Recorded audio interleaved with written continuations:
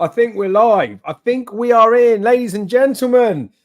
By the skin of his teeth, Jamie made it at 7:30. I was genuinely terrified that he may be a little bit late. Had that have happened, I would have put the viewers special back a little bit because that was Jamie's suggestion last week. It is last week, and it's a long old time ago. But that's the purpose of today's episode. We're going to preview some of the weekend racing as well. But you guys obviously mentioned lots in the comments. We want to know what you guys are thinking. Any questions, any queries, any rants, anything that wants to go on. So we'll give it a few moments to begin with to let people start getting excited. And I guess there's some action we need to potentially review as well. I'm conscious that this could be a very long night. And with you jet setting and flying all over the place, watching the champions of Europe beating Chelsea last night. I mean, a long time ago, they're champions of Europe. It's been busy time for you, mate, isn't it? So we obviously want to get some quality content. We get some bets up for the weekend as well, no doubt. We'll talk about some rants and bits and pieces, but this is a special episode. How are you doing, most importantly, Jamie? It's good to see your face, mate. Absolutely wrecked, Dave. What a couple of days in Manchester, I will say that. It's been a long, non-stop party since last Friday after my staff party, so you can see it and you can kind of hear it in my voice that I'm really tired, but sure, we'll give it a go. But yeah, still buzzed and had a great time in Manchester. It's great to beat Chelsea because I don't like Chelsea. Good man. So there is obviously some decent action coming up this weekend. It's quite nice this year the way Christmas has fallen because normally we get a bit of a break just before Christmas Day, but then obviously Boxing Day, St. Stephen's Day, we're bang into it. This year the Long Walk Hurdle meeting is on the 23rd, so it's only really Christmas Eve we've got to have a bit of a drought. There's good action next weekend at Cheltenham, but of course before that we've got the Champion Chasers out this weekend in John Bon, El Fabiolo. Those two sort of individually look like they've both got pretty easy enough races that are going in there. John Bonds has probably got a little bit tougher with Huntingdon being waterlogged and Edwardstone going there. I guess we'll obviously talk about all the racing over the weekend, but of those two as it stands at the moment, mate, El Fabiolo just wins, but Jungle Boogie could be there. I see that during the week that Jungle Boogie is back. Oh God, no.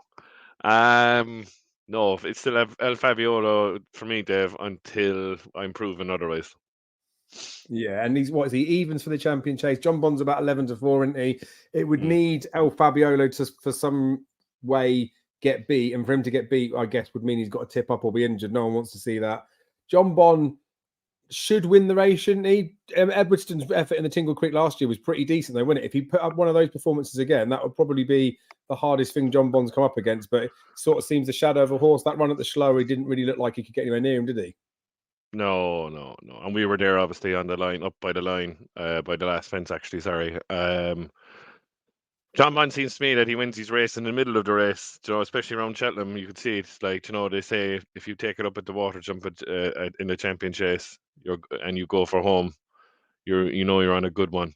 I would be worried about John Bond because from what I saw with my eye being on the rail when he was going up the straight, he looks like he was slowing down. I think Fabiola has too much speed for him, and that's just me. I think John Bond should be up in the Ryanair, to be honest. I think he's a 2.5 miler, but they're obviously going to go for the champion chase. They're obviously going to have a crack. This thing where Nicky Henderson's coming out and saying that he might go up and pitch is a load of baloney. He just wants a bit of social media attention. But no, it's between the two of them. I can't see anything past the two of them. Like it's good to see, like, the Irish first team is kind of creeping back in again. And then both obviously about time for you. But both will obviously win this weekend, right? I know they're short prices, Yeah. There will be anyway, but we don't expect either of them to get beat, do we? No, definitely not. So we'll learn no more unless John. Even if John Bond trounces Edwardstone again, I don't see how the prices are going to change much between now and Cheltenham, are they? But is what it is, right? We'll get in with some of the viewers' stuff. People are starting to put a few bits in there, but we did have a couple of rants that were sent in, so I feel like we'll pick them up right off the top. Terrible view, especially if we haven't got Martin Lewis on. He's full of the comments. I like it, to be fair. Right, so we've had, this is quite a long one. Long-time listener, first-time ranter, as the saying goes. Had a disagreement with a couple of boys over the performances of Willmount versus Jericho de Repenay. I'm not overly blown away with JDR, but it was definitely impressive. I would be in the Willmount camp at the moment. I reckon people are seeing what they want to see due to their tenner free bet and what they've had on JP's horse. RPRs paint Will Mount in a better light so far, and people would appear to be dismissive of Will Mount's ability, probably because he's a less fashionably owned. Fully aware that novices improve from run to run, but Will Mount has beaten King William Rufus by 30 plus. JDR beat him 3. The horse being held together until they jump the last. Same track, different ground, albeit, and JDR clocked a slightly faster time. Any chance it can be discussed as one horse is 8 to 1 for the Supreme, while the other's about double the price. Not really a rant, but definitely a discussion point about it in particular, with Will Mount potentially out next Saturday at Sandown. Apologies for the long-windedness. Keep it up, the best 2 in the space. Well, thank you very much for that. It's interesting now because Will Mount's owner has been out since that email was sent in confirming that he's going to go in the Supreme. I think he tries to call the shots a bit, that owner, with where he wants to send stuff, which is, again, it's fine. They own the horses. They do what they want to do with them. Nicky Henderson seems to suggest that they thought he wanted to be a bit further up in trip. And I think with the Jericho de Repene one, it's really hard to get a handle on what he's done because, again, with the distances with that horse that was in second, it's hard to use them as a benchmark because Jericho de Repene was never asked to do a jot. And the thing is, he looked like he was never out of like first or second gear. Like he literally just looked like he was out for a canter. We'll obviously find out a little bit more, but I do kind of agree with the first part of it where he's saying that people will sort of oversell or get overexcited about a performance because they've bet it anti-post, the same as some people will crab a performance because they haven't got in on it anti-post. Where do you stand with the pair of them? I know obviously a lot of water's gone under the bridge to find out where they go. They're probably both Supreme bound. Based on what we've seen so far or your thoughts on it, what would you say? JDR, that Jericho de Repene, does he deserve to be about half the price of Will Mount for the Supreme? No, definitely not. But look, you know yourself, Dave. People love a bridal merchant superstar, and people buy into it. No, he's good. You know he's good. Like, but what we wanted to see was Nico give him a bit of more of a. What he did with Constitution Hill against Muay Thai the first time at Sandown. You want to give him a shove there, see what's left under the bonnet. Do you know what I mean? So you're guessing at the moment. Where Will Mount looked really professional and it was a decent, probably technically the best English bumper horse last year, from when he went from Mulholland then to Nicky Henderson. But like you're going to find out more about Will Mount, but it's only a 4-runner race on Sandown Saturday. So what you're going to learn, you might see Nico give him a shove up the Sandown Hill, maybe what he did with Constitution Hill that time when he back with Muay Thai in that race in his debut. Are they worth? Is Jericho the opening worth the price? No, it's shocking. Like so, but it's just the bookies' overreaction because they're afraid that of this whole potential superstar kind of thing, and people throw it out there too easily, in my opinion. Yeah, I agree. The thing with it as well is, from the Will Mount perspective, I think I mentioned him right at the beginning when I did an anti-post insight. I was talking about a few horses that were being a bit hyped and need to see a bit more from them. I don't like it so much when, like, there again, I don't know the person, is probably speaking out of turn, but like the owner's moved the horse from Neil Mulholland to Nicky Henderson. So he's already got this impression of himself that the horse is better than a Neil Mulholland trained horse. I don't really like that about him. And then even now, like coming out and speaking about targets or whatever, when like it's the trainer's decision. I know they're allowed to say stuff, but he's won his first race. He hasn't gone and backed it up. He hasn't actually come up against anything yet still, but he's already talking about him like he is a festival winner in waiting. So a bit mixed with everyone in it. Like, don't get me wrong. I would imagine that if I had any like involvement in any sort of horse that was even spoken of for Cheltenham, I would be getting overly excited as well. But it's far too premature at the moment. Even over in Ireland, there's lots of good-looking novices that have been out there, but the novice hurdle division, bar the Albert Bartlett, which we'll talk about in a moment, does look wide open. And I think anyone that's got a bullish opinion in either the Supreme or the Ballymore needs to give their heads a wobble, because you can't be that bullish. I feel like already I'm going to be waiting until nearer the time, taking shorter prices. They're going to be 4, 5 to 1 anyway. You think Impere Pass was 4 to 1 on the week, although he got backed in. You get ones in the past where like Alcior goes off at 9 to 2, all those types of things. So I think there's more value in waiting, getting the information, getting your figures. Like Dublin Racing Festival's got to go in it. There's some other better racing going on. It's a bit mad, but we like the talk, right? We want to get excited. And I do think there's something about the Supreme. We see it with the views of our videos every year. Everyone wants to get the winner of the Supreme, don't they? They want to kick off the start of the week. They want to be the person that said it. One that's been dropped in the comments here before we go on to the next rank, Daddy Longlegs. Obviously, he's run out a pretty impressive winner. Comments from the yard after sounded quite good. I think as well with the fact that Ballyburn got beaten after, maybe Daddy Longlegs' performance has been upgraded a little bit because the Willies ones haven't been out yet. Like Mirazor West, I would have expected to see at Cork, but that's not happening. Could be out later. I think Classical Dream was out around Christmas time, wouldn't he, for his debut? But it's just that, like, I do kind of get the Daddy Longlegs thing. But would he be one for you that's like already screaming out Supreme Horse, or would he just be in the bucket of could be? He screams to me, Dave, of he's a better bring on the night. It's just my opinion. He could be a dual purpose horse, in my opinion. He could be an Ascot Stakes horse. I don't think he could. From what I've seen, he is good. Now he was touted last year. Remember, I think he was touted for the Triumph, and obviously they kept him for another year and made him a novice hurdler for this year. Obviously, like he's good, but like you won't know until he ups against maybe Firefox at Christmas in the Grade One at Epperstone. Then you can gauge him. Then, like, it all depends where Firefox is going at the moment. And is Firefox going 2 miles, or is he going to the Lauders and Ace? What's Ballyburn doing? He's going to the 2 miler. But I think Ballyburn, what they'll do to Ballyburn, they'll probably run him in a maiden hurdle Christmas at Epperstone. And then step him up to the Moscow Flare then maybe, or something like that. Yeah, I wouldn't be worried yet about Mirror West, because look, they've all done it. Like Sir Gerhard there didn't come out, remember, to Leopardstown, and then he won a race, and then he went on to Cheltenham. Do you know what I mean? So I suppose Mirror West is probably the next one we want to see. Like, after that, like, I wouldn't be getting overexcited about Daddy Longlegs at all, and that's just my opinion. Yes, yeah, I think he looks quite smart, and I do think it's important there. Like Ballyburn and Mirror West, even a Dream to Share that's had the injury, right? The ones that are at the top of the bet in the Supreme, or we're in the conversation, bar like Firefox, he probably will go there. I think until he's beaten at 2, why would they stop running him at the trip? But he looked like he wanted further before. They tried him over 2.5 first, didn't they?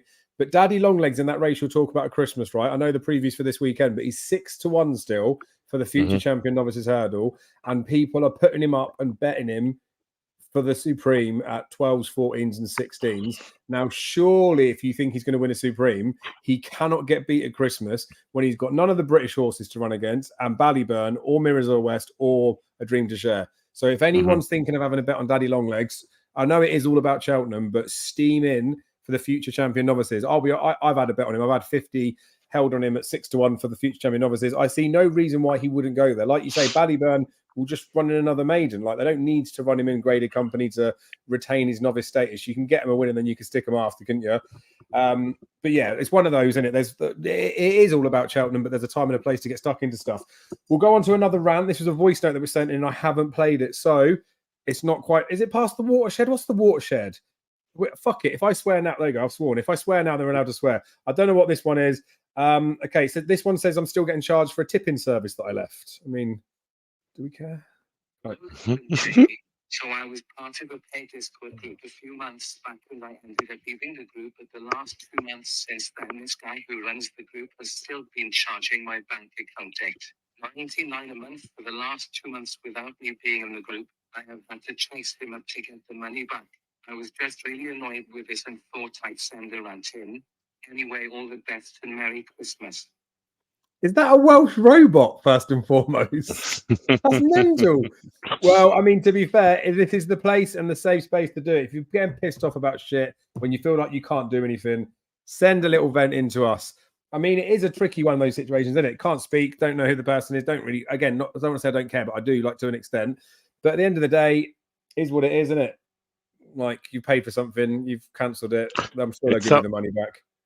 I'm sure they're giving the money back. Yeah, it sounds to me like a person. Do you remember you used to, years ago, there used to be on that reminds me of. Remember the teletext, and they said tip service down the end of the teletext. Used to put on, and the big long spiel on the teletext. We just rang it for the crack one day. So, the tip didn't come to about 4 minutes later. Then you look at the phone bill, it was like about €40 or £40. It was pounds here at the time. Oh, it was crazy. Like, how do people get away with that? Like. I can't. I've got no idea, because obviously the person hasn't been named, and I wouldn't even know what anyone's doing with their stuff. But I would imagine with a lot of the tipping services, there's 2 levels to it. There are probably people that like genuinely give a shit and are doing it, and it's very well managed and all that sort of stuff. There would probably also be people that have set it up, and then when things like this happen, when cancellations or whatever, it's managed by another type of company. And if it comes out after, then it's a bit weird.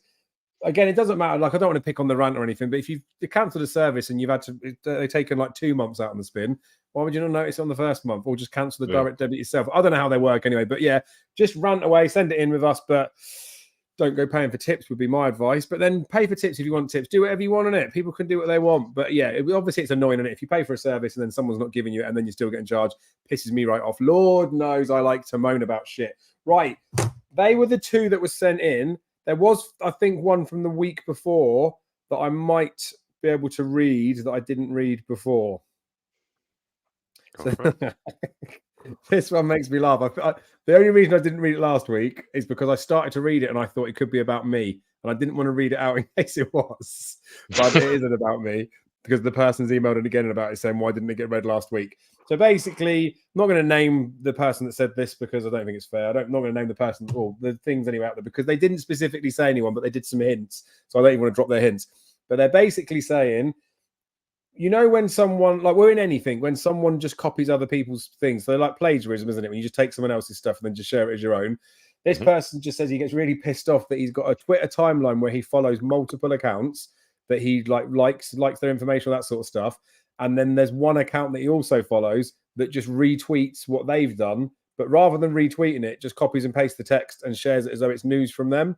But he said the thing that annoys him the most is that the person that shares it gets more traction than the original person that posted it. So basically, they're just copying and pasting other people's work and getting recognition for it. I mean, it is annoying, isn't it? But with all that, that's everywhere now, Dave. Yeah, that's just my opinion. And you know me, I'm on Twitter, obviously, and I have followers and whatever. I don't go into that. Do you know what I mean? I haven't gone gung ho on the Twitter. Do you know what I mean? People put up selections every day and tweeting. I repost obviously what we do. Do you know what I mean? And maybe post a few, like a picture today. I was at Old Trafford. That's about it. Like, you know, I don't go into that yet. If you know what I'm trying to say, but it's everywhere because there's so many accounts now. It's the same stuff. Oh, it's repetition. You scroll down on Twitter, it's repetition. It's the same stuff. I see someone, actually, I'm not going to name some either. I saw something today about someone who gives tips and loads of tips or something every day, and it's 12,000 followers. And this fella said, "Oh my God, like who follows this guy?" Do you know what I mean? You want to be you might be brain dead. Do you know what I mean? To follow this person. Do you know what I mean? I give them multiple horses saying they're in profit. They're not. Do you know what I mean? But look, the profit and loss is a different story. And if you want to follow people, that's fine. Yeah, it's just it's a lot of repetition on it, to be honest with you. It's hard, isn't it? The thing is as well, people are doing their best, and I have no problem with that. They're doing their best and they want to put out their stuff there, but there is a lot of repetition in it. Yeah, I agree. And obviously, like the way that the way I've read that Twitter and X was set up is the fact, like the retweets there is that you don't have to copy someone else, you can share it. But I do get it to an extent. The key thing as well is I like the fact that there are some accounts out there that consolidate all of it into one fell swoop. If I follow like 50 accounts, there's always going to be a percentage on everyone's account that's going to be 80%, if you're lucky, stuff you give a shit about, 20% they're just tweeting shit that just pisses you off. So if you're following loads, like 10 different accounts to get that, all of a sudden you're getting like 5 times as many pieces of shit being sent out there. Whereas if you follow just the one account that consolidates all the good stuff, then you can just accept that there's some crap stuff in there. I guess it does something. It's like sometimes getting annoying, but you can manage your own Twitter timelines, can't you? You can manage your own little Twitter feeds. And I'm a massive advocate, right? I used to get really pissed off and pent up about this sort of stuff. Massive advocate that if someone's genuinely doing something that's, I don't know, like dishonest or something that's just dodgy or being a bit of a dick or whatever, it all comes out in the wash at some point. They might ride the wave for a period of time, but if someone's genuinely that much of a dick or that doing something wrong, like something bad will happen at some point. Not like a karma type thing.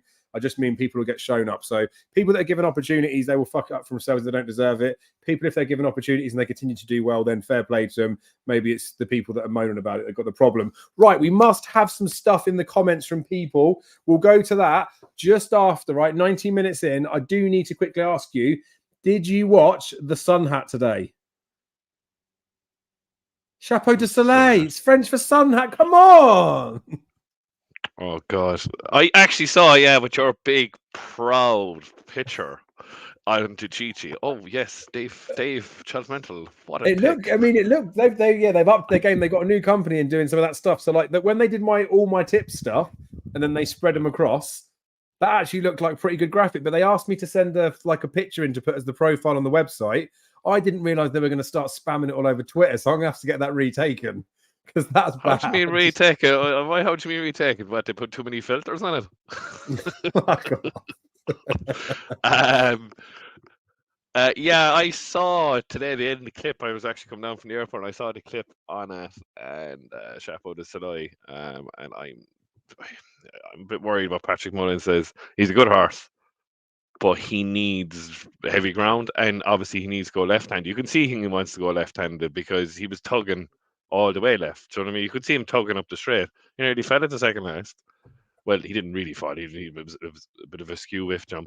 He jumped the last spread. There is an engine there, but does he need really bog ground? Is my problem with him. No, well, Patrick did say, so they asked him, they said, does he need really heavy ground? And he said, no, he's a light framed horse. You wouldn't. He's very light, yeah.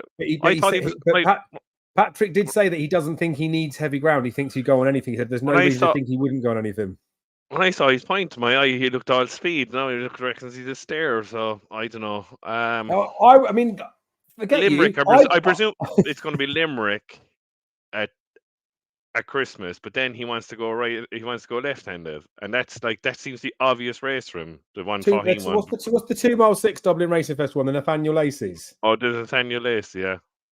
Because we'll see where he goes. I'm gonna crib you here now. I wouldn't back him with your money. Okay, well you can if you want. I'll put a free bet on for you, mate.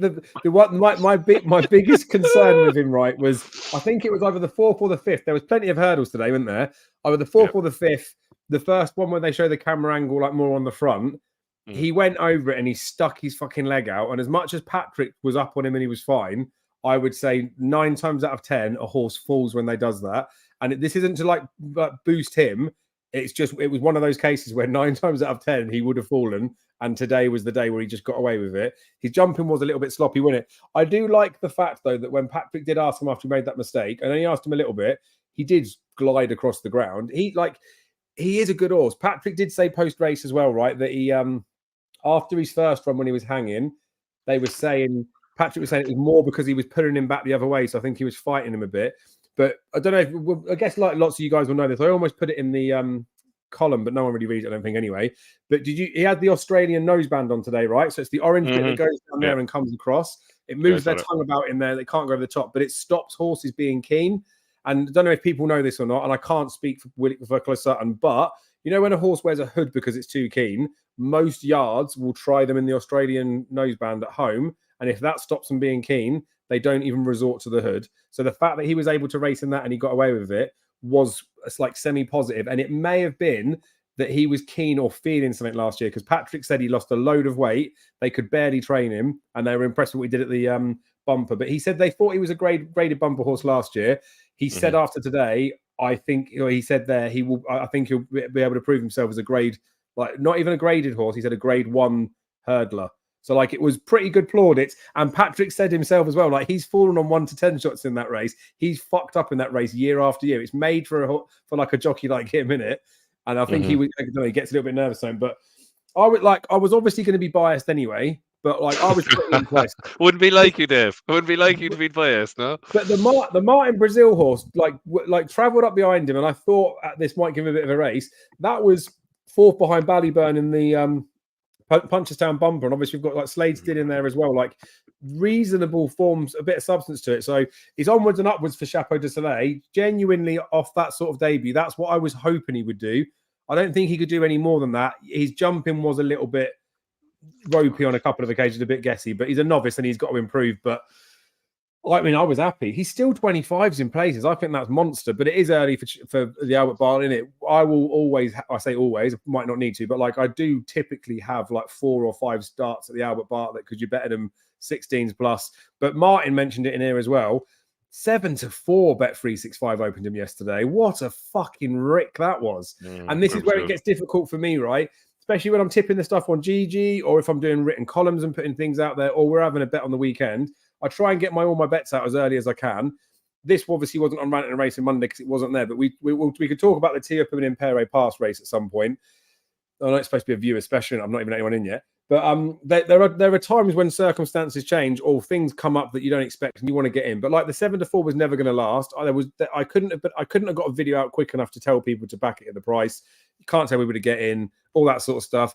The one with what we talked about the weekend with that Sunday race, like that was like Saturday night I messaged you that, or Sunday morning, didn't I, saying I fancied one. And that was because we'd had like the days racing, the times were slow. I had to wait for the weather to come. Like it was very much, I'm getting stuck into one, but I'm not doing it until like a few hours before the race. And then you get nervous about rushing out content, sending it out a couple of minutes, like hours before or whatever. It's not what you guys want. Like, I know you guys want to get winners when I get them, but if I do that and then I get it wrong, what's the point in rushing stuff out? Anywho, I could set up a group. I did this a while ago, Graham. I had some VBA code where if I put a bet on, it would send the message to people in a WhatsApp group, but it still went to shit because people still moaned. I will look at something for the future. Anyway, oh yeah, spreadsheet with all my selections.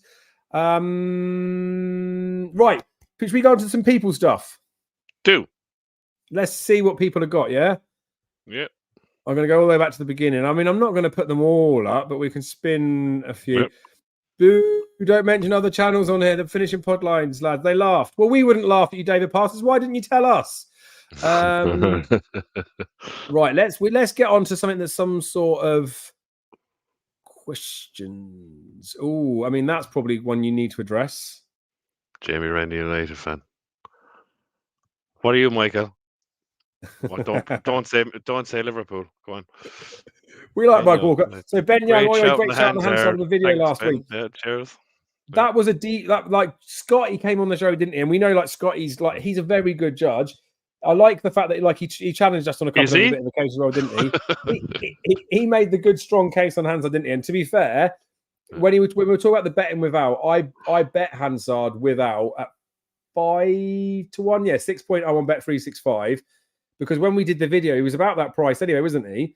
And then I know Under Control was a wicked drifter and all that sort of stuff. But like, this is what's good about talking horses with people. Someone could potentially put you into something that you might not look at on the day. The price is getting there, you could do it. But Hansard was pretty good, wasn't he?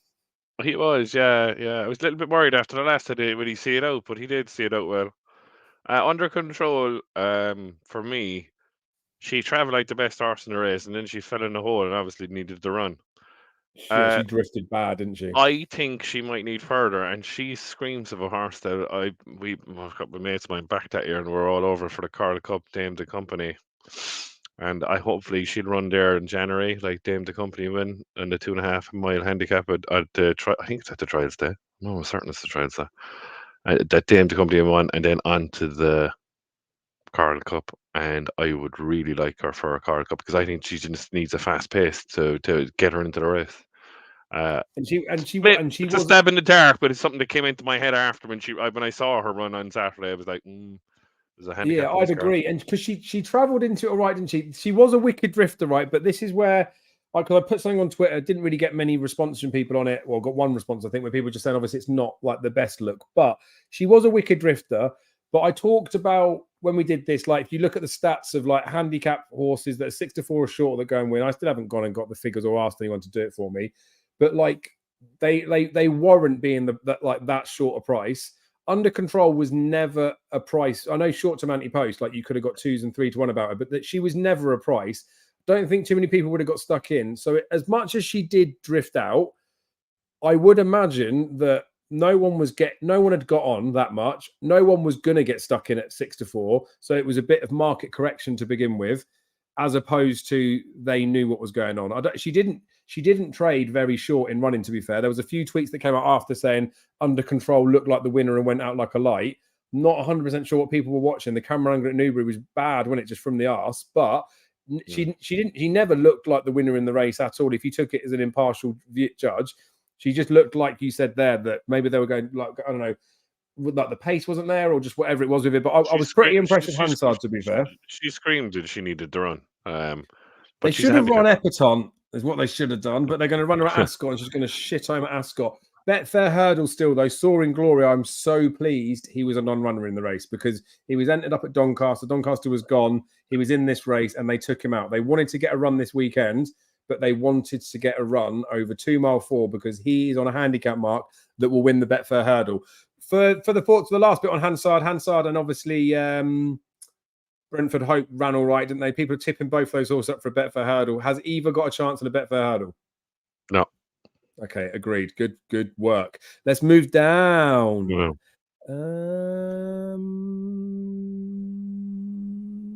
Richard Hayday. Edward Stone for the King George. I would prefer I would prefer him to run in the King George and the Tingle Creek. Sorry, Richard. No way. Go on, move on. Come on, keep it going. Come on, keep it going. Quick at it. Shapo does looking of a Cheltenham Ballymore, I'd bet. No way does he run in the Ballymore. He's an absolute Albert Bartlett horse if he goes to Cheltenham. Surely, Jamie, isn't he? Yeah, but he's not going to win the Albert Bartlett. Go on. What's going to win the Albert Bartlett then? Come on. Don't say Croke Park or I'm going to kick you. High Class Hero is going to win the Albert Bartlett. Okay, fair. Just, only back more. Looked off a ring once or go off lightly. Huh? Only they backed more. Looked awful in the ring. Backs out betting more. Looked awful in the ring. Yeah, Mullins off lightly. Yeah. So Dale. So this is right. We obviously talked about this in the preview, didn't we, Jamie? That we both fancied Charger. Yeah. Again, a part of what I said to you with what I fancied on Sunday, which was Tiapu, was that the times were really bad compared to the ground last year, right? So regardless of the fact that we thought it was going to be quicker ground, it was bad testing ground. Charger's a real interesting one though, because didn't jump right in the slightest, and we talked about he did jump right when he was going left-handed. Gaelic Warrior jumps right while he's going right-handed. So when he goes left, he's going to run down fences. That's a fact. Charger was nice and straight, but Paul never asked Charger to do anything. They obviously, I don't know, they obviously ran for the sake of running, but like saying there, that doesn't surprise me that he maybe didn't look so well. When you're saying about the Mullins form, right? I get what people are saying to an extent, but I would say this year, when we talked to Gavin Lynch, he mentioned it as well, and it's been proven a bit more after that. Gordon's are fit for their fucking life, aren't they? And then some of Willie Mullins's look like they might need a bit of a run. Obviously, in this instance, Iron Maximus goes and wins, so it kind of plays it down a little bit. But there's a few horses that it's their first run of the season. Some of them maybe are a little bit more behind than others. But yeah, Sharjah, unfortunately, again, when we're doing a preview on a Thursday night, I did leave my bet, but I did talk to you, or even when we messaged in there, I was half hoping he'd be a non-runner. I could have laid him on the exchanges for my stake back, but I left the bet. It's one of them, isn't it? Like he wasn't very good, was he? He jumped well. I thought he jumped very well, but he never was put into the race, kind of a thing. I suppose he doesn't like that ground anyway. Like he needs fast ground. Maybe he might have to go back to 2 miles and a bit of pace, maybe. Even with my little Christmas hat that I put on there, right? Gaelic Warrior's favourite for the Faheen Novices Chase, isn't he? That's going left though, right? Sharjah always used to win the Mathesons at Christmas. The Faheen's Limerick, isn't it? Faheen's Limerick, so that's right-handed. Oh yeah, so that's where he'll go. I was just thinking, but there'll be something for him at Christmas, wouldn't there? You would have thought Sharjah, hopefully. Sharjah, I think he'll have a break now, Dave, and you might see him at Dublin Race Fest with the one Mighty Potter one last year. Yeah, but fair. 2.5 miler on the better ground, and you might see a bit of better life in him, but he's probably just shy top class Grade 1 chaser. No, it was a brutal race, but I wouldn't be having any of them for Cheltenham. Dog shit race, and the Royal Bomb was even fucking Come worse. on, south of the border, wind, Roland Supreme. Yeah, I actually really like this horse. I was very impressed with him. Was it Sandown at one? I think it was Sandown won before. Yeah. Interesting horse. I wouldn't put him with Carl off that, because the fact of the matter is, like the owner saying with Millmount, south of the border, and Jericho are open it. Nicky Henderson has no problem running 3 or 4 in it, like Willie Mullins, in the Supreme. So, but Jericho to open it, to me, screams like he's a Ballymore horse because he's all speed. For what it's worth, the market would suggest that South of the Border is going to win because it's been backed and Insurrection's drifting. I've been told by 2 different sources that Insurrection is an absolute weapon, and I'd say they're both like probably 3 out of 5-star judges. So they're like, I'd still accept text messages from them, but they're not like in my favourites list. So I wouldn't be surprised if it gets beat tomorrow. I can't be asked with those bets sometimes either, like the win tomorrow and then roll into Cheltenham. I do get it to an extent, but from an anti-post perspective, like back in Shapo de Soleil, for example, if he had been beat, you get the options to cash out, all that sort of stuff, but also they can get beat and still win at Cheltenham, right? Same as this South of the Border. Like, look at Shishkin. Shishkin fell first time up at Newbury. Anybody that backed him in the doubles for that day and then for Cheltenham would then have to back him at a shorter price for Cheltenham, or the same sort of price, but double their stakes. I don't like those related doubles. Sometimes there's some really good value in there, but half the time you can just back the horse to win the race and then back him after. Exactly. He ain't going to be shorter than 12s for the Supreme after tomorrow, is he? With Walmart running the day after. No. Anyway, where are we? That's not even that. I mean, that is viewers. Can we give your head a buff if we see you at the course? Yes, you can. I'll be at Sandown on Saturday, and I will be at Ascot on the 23rd for the long walk. I'm hoping that Big Bucks will make an appearance. Thoughts on a dream to share for the Supreme? A million, as far as I'm concerned. But the way the race is wide open, who knows? Funny feeling you won't see him this year or next year. Sorry, I do. Yeah, they have said more recently, didn't they, that they think he's working, he's going to come out, but I wouldn't be. You can't do anything until you see entries, right? Until you see entries, and like people who back that horse at 4 or 5 to 1, like seriously, like they shouldn't be doing that. That's just my opinion. I think he could be campaigning on the flat in the summer, so you could see another horse that I think you would see at Ascot. Right, Daddy Longlegs. No one would care if he wasn't in the Donnelly Cunners. Scotty, I think didn't he win 32 games last night and he lost like a handful of legs at darts? Some boy. Bad boy of darts as well. Apparently 9 p.m. is the watershed, so I fucked that up earlier by swearing before the fucking watershed, didn't I? He's here. Martin Lewis is here. He's tucked himself in at 7:45. Right. I mean, this is a fair point. Just a viewer's view. Why pay for tips when you can watch it for free? Correct. There's a lot of free content stuff out there, isn't there? I do get it on the tip stuff, by the way. Just a very side thing.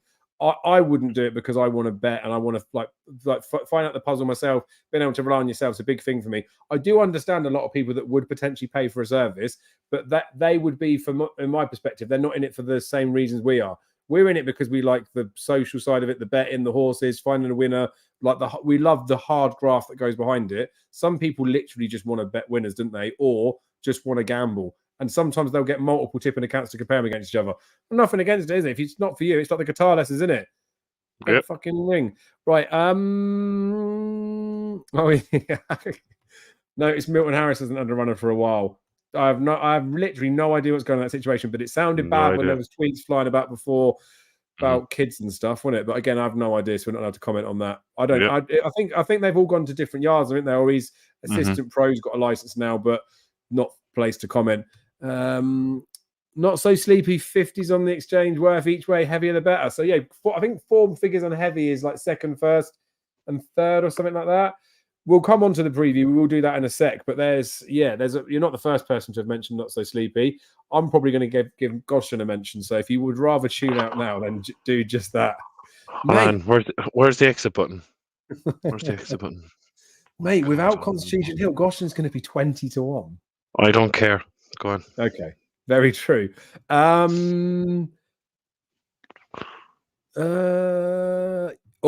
we go. Martin Lewis is riding the people out there. All the planks tipping Giovinco. I will be honest with you.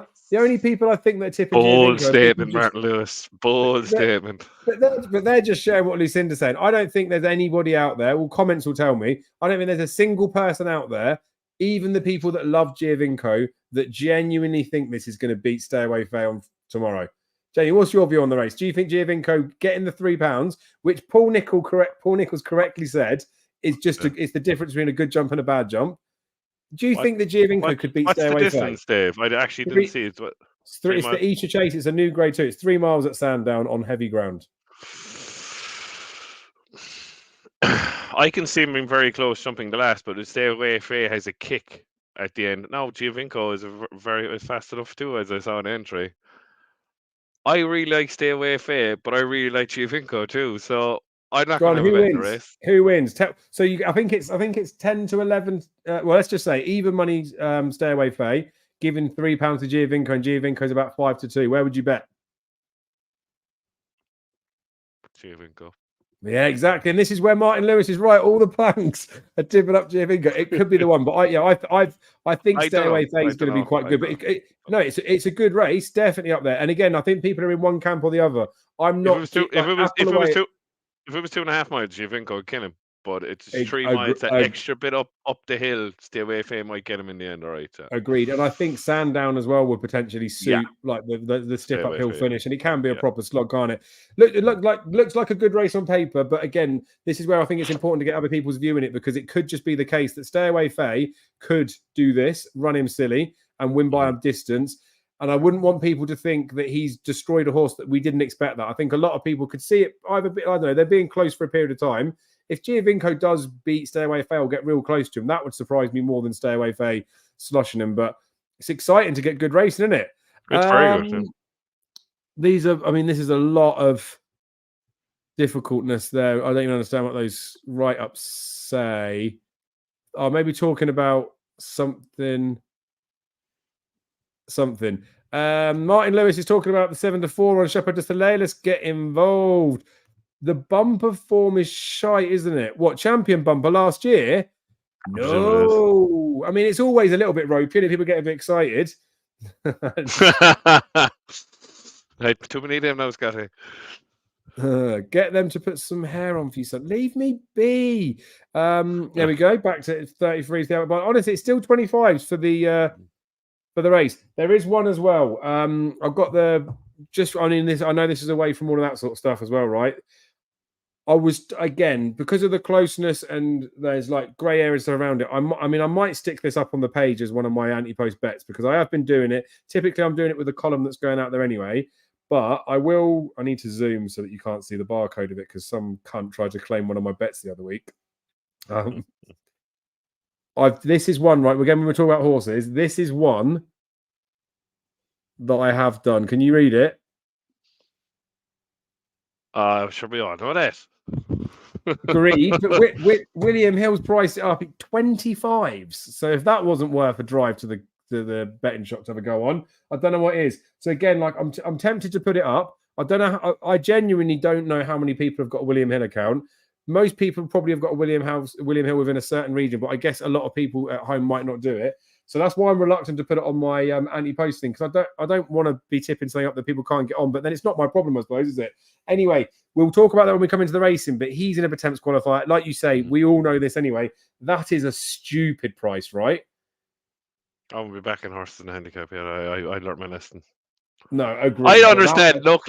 It's tempting, obviously, and you've done it. And fair play. If he was 12 or 14. 25s is massive, isn't it? He was the biggest eye catcher of the whole November meeting for me. Yeah, all back class. Do you know what I mean? Yeah, I'd wait. No, let him get qualified anyway. We'll see how we go then. Only 8 runners on Saturday, but this is the problem. He should be in the first 4. Though. And again, this is the problem with putting these types of bets on, right? I'm sure he'll run. I'm sure it'll be fine, but it wouldn't be like Nicky Henderson to pull a horse out with it at Sandown on bad ground. So you put these types of bets on, it gets pulled. The worst thing that could happen, right? It won't happen because Tierpa will eat him up. He's 147, I think, Chantry, in it. Because he's that good a horse, right? He could just shit him in a race like that. The handicapper puts him up to 156. All of a sudden, they think, fuck it, let's run him in the stayers. So there are risks attached to that, which is why I might not put it up. I've shared it on the screen. People know anyway. Right, Ryan Patman. Hey, Patman. Stellar story for the Albert Bartlett. Is that running on Saturday? Yeah, Navan Hurdle. Yeah. That looks a filthy race. Stellar story kind of screams to me as their either Albert Bartlett or horse. He's going to be the grade 1. Like you, he just reminds me of Fabry de Champtou. Is he going to be running the Bartlett or is he going to run the Martin Pipe? We'll find out what he does on Saturday, I guess, won't we? If he gets beat see some of our. I can't believe he'll know straight away who I'm talking about. He's taller than me, fella.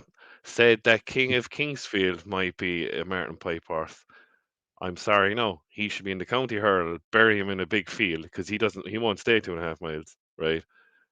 And just plant him on the line in the county hurdle. Now I would really be worried about the last flight up the hill in the county for King of Kingsfield. But he screams county hurdle to me. He just needs a rattling fast ground. Well, goodish ground. You're never going to rattling fast ground, obviously, at Cheltenham. And he needs a fast pace and plant him on the line. Yeah, I think so as well. Right, let's spin down. Yeah. Just quite a lot of arguments between people. Yeah, where is Redemption Day? They talked about this horse at the beginning of the season, saying he was back working, he's going to be out. He hasn't been. Christmas, Leopardstown. 100%. That's what we got to just reiterate over and over again, haven't we? Whoa, Graham! Impossible to win on the Bartlett. It's one of the easiest races to win. We love the Bartlett. Yes, it's changed dynamic a bit now, and it gets a bit more towards it. But in recent years, I'm quite happy to just keep reading everything off. Martello Tower was my favourite ever when it beat Black Hercules. I did it in a double with Peace and Co. in the Triumph. Top Notch and Peace Co. were right up against each other, weren't they? But Martello Tower, I told a lot of people to back that horse. This is when I was, I guess, not even necessarily starting out, but I started out sharing stuff. And it's the first horse I've ever told people where, you know, when you sometimes you tell people something and you feel a bit responsible or a bit bad if it gets beat. This was the only one I've ever tipped anyone where genuinely that emotion in me wasn't there. I just never actually thought it was going to get beat. But anyway, Kilbrick and Storm has been in there. Santini obviously was beat by Kilbrick and Storm. Even the nice guy, like the Albert Bartlett, is not an impossible race to win in the slightest. But you got to know your types, didn't you? I like the Albert Bartlett as one to look into. It started. Remember, it started like it was nearly everyone's banker of the meeting. Do you know what I mean? With Gigi Lima and Blackjack Ketchum, Bobsworth won it. Monkfish won it. At Fisher's Cross.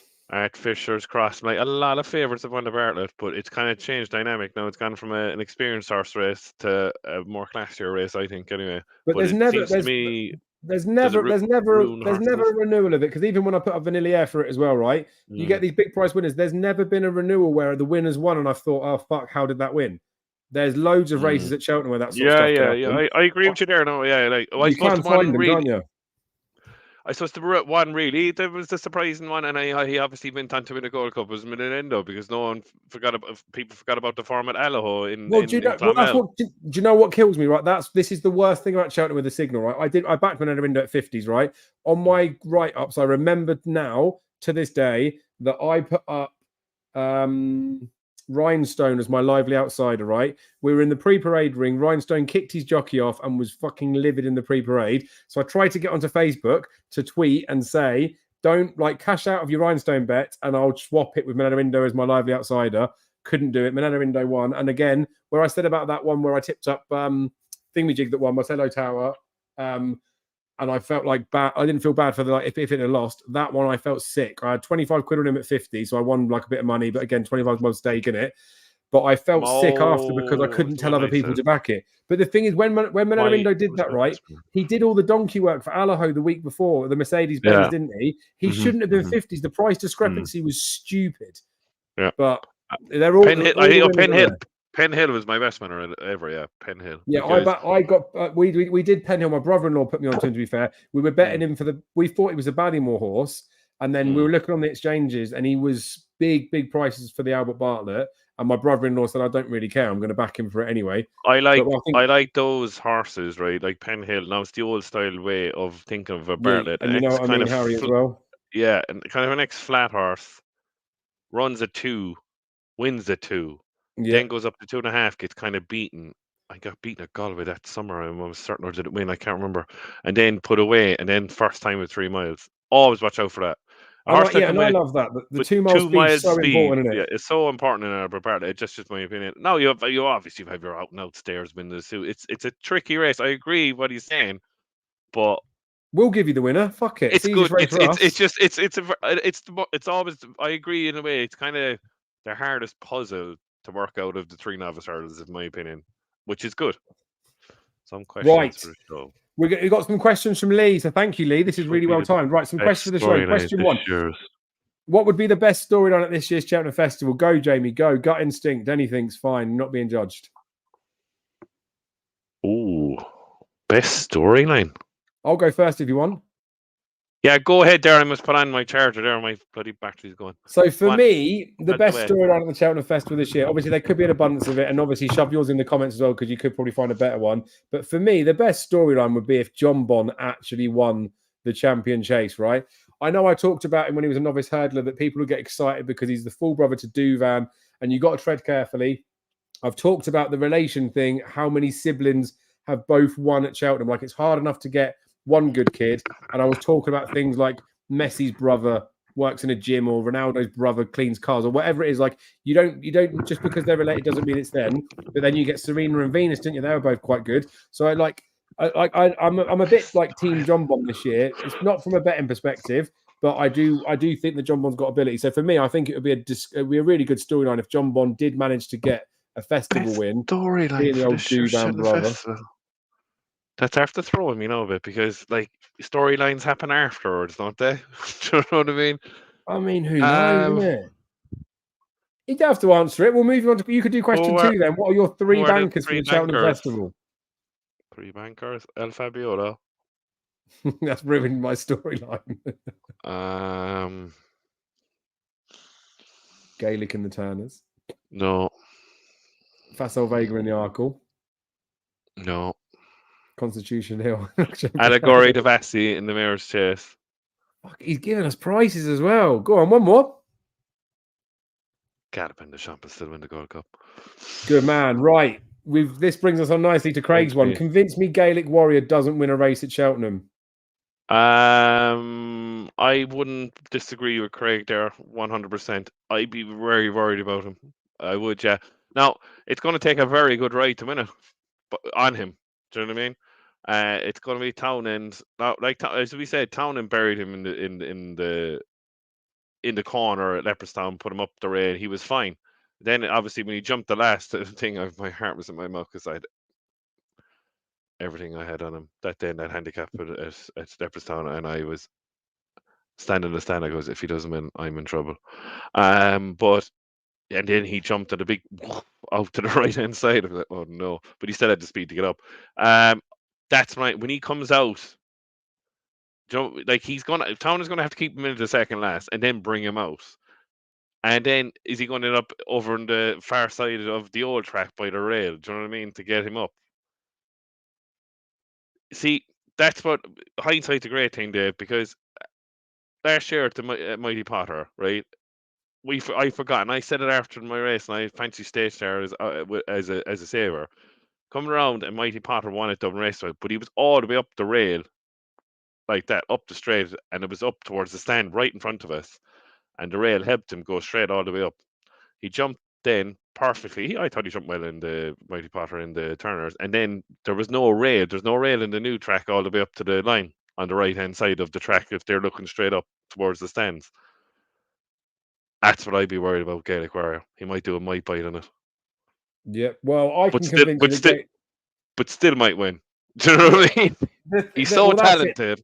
The thing with him is, like, he miles fair, like to win. Well, that's it. Off his engine, right? There's no doubt that he is a very good horse. But I will say, I'll give you a few things then, Craig, that will convince you that he doesn't win a race at Cheltenham. He was a second season novice last year. I know people will rave about, oh, he was in the Ballymore and he ran like a good racing behind, all that sort of stuff. Hermes Allen was with him until they jumped the last. Hermes Allen did not run a jot that day. There was something wrong with him, but he went with Gaelic Warrior until the last. So you can call that however you want.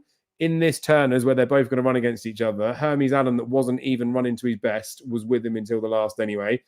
But Gaelic Warrior, right? So there, he was a second season novice hurdler, so he's entitled to be a little bit further forward anyway. I think his charge has gone off.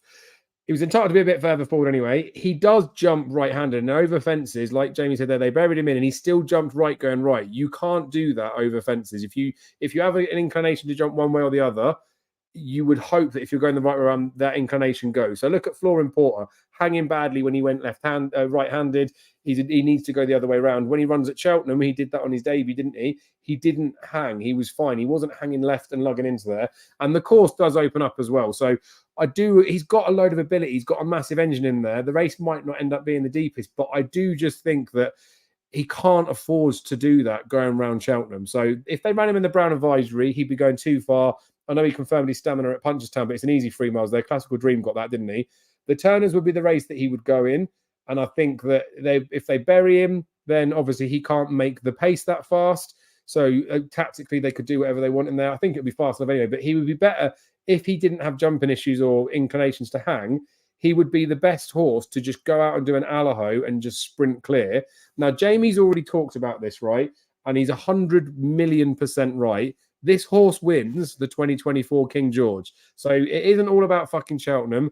Forget about it for the time being. I can't see how he's going to hang and get away with it. Now, he might just be able to do it, but I don't believe it's possible. I don't think he's that good a horse at every fence to lose ground, jump into the side, to be able to hang in the bits of the course as well. Like being buried, like tactically, you don't want to be pissing about of a horse relying on other people doing bits for you. So he's got an engine, mate. There's no doubt about that. But this isn't right-handed. There are other opportunities to bet Gaelic Warrior. So not for me. But in all of that said, if he handled the track left-handed, which I don't think he does, we know that that's almost pretty much confirmed now. He'd be a 6-4 poke for Turners now, and he's 11-4 poke. So the bookies are giving a bit of value to lure in. They don't want to be generous and offer a bit bigger than that, but he can't get away with it at Cheltenham. It's simple as that. Right. Question 3. Which horse is currently overpriced for any race at the Cheltenham Festival? And then question 4 is the worst price horse. Which one do you want to do? Worst priced or overpriced?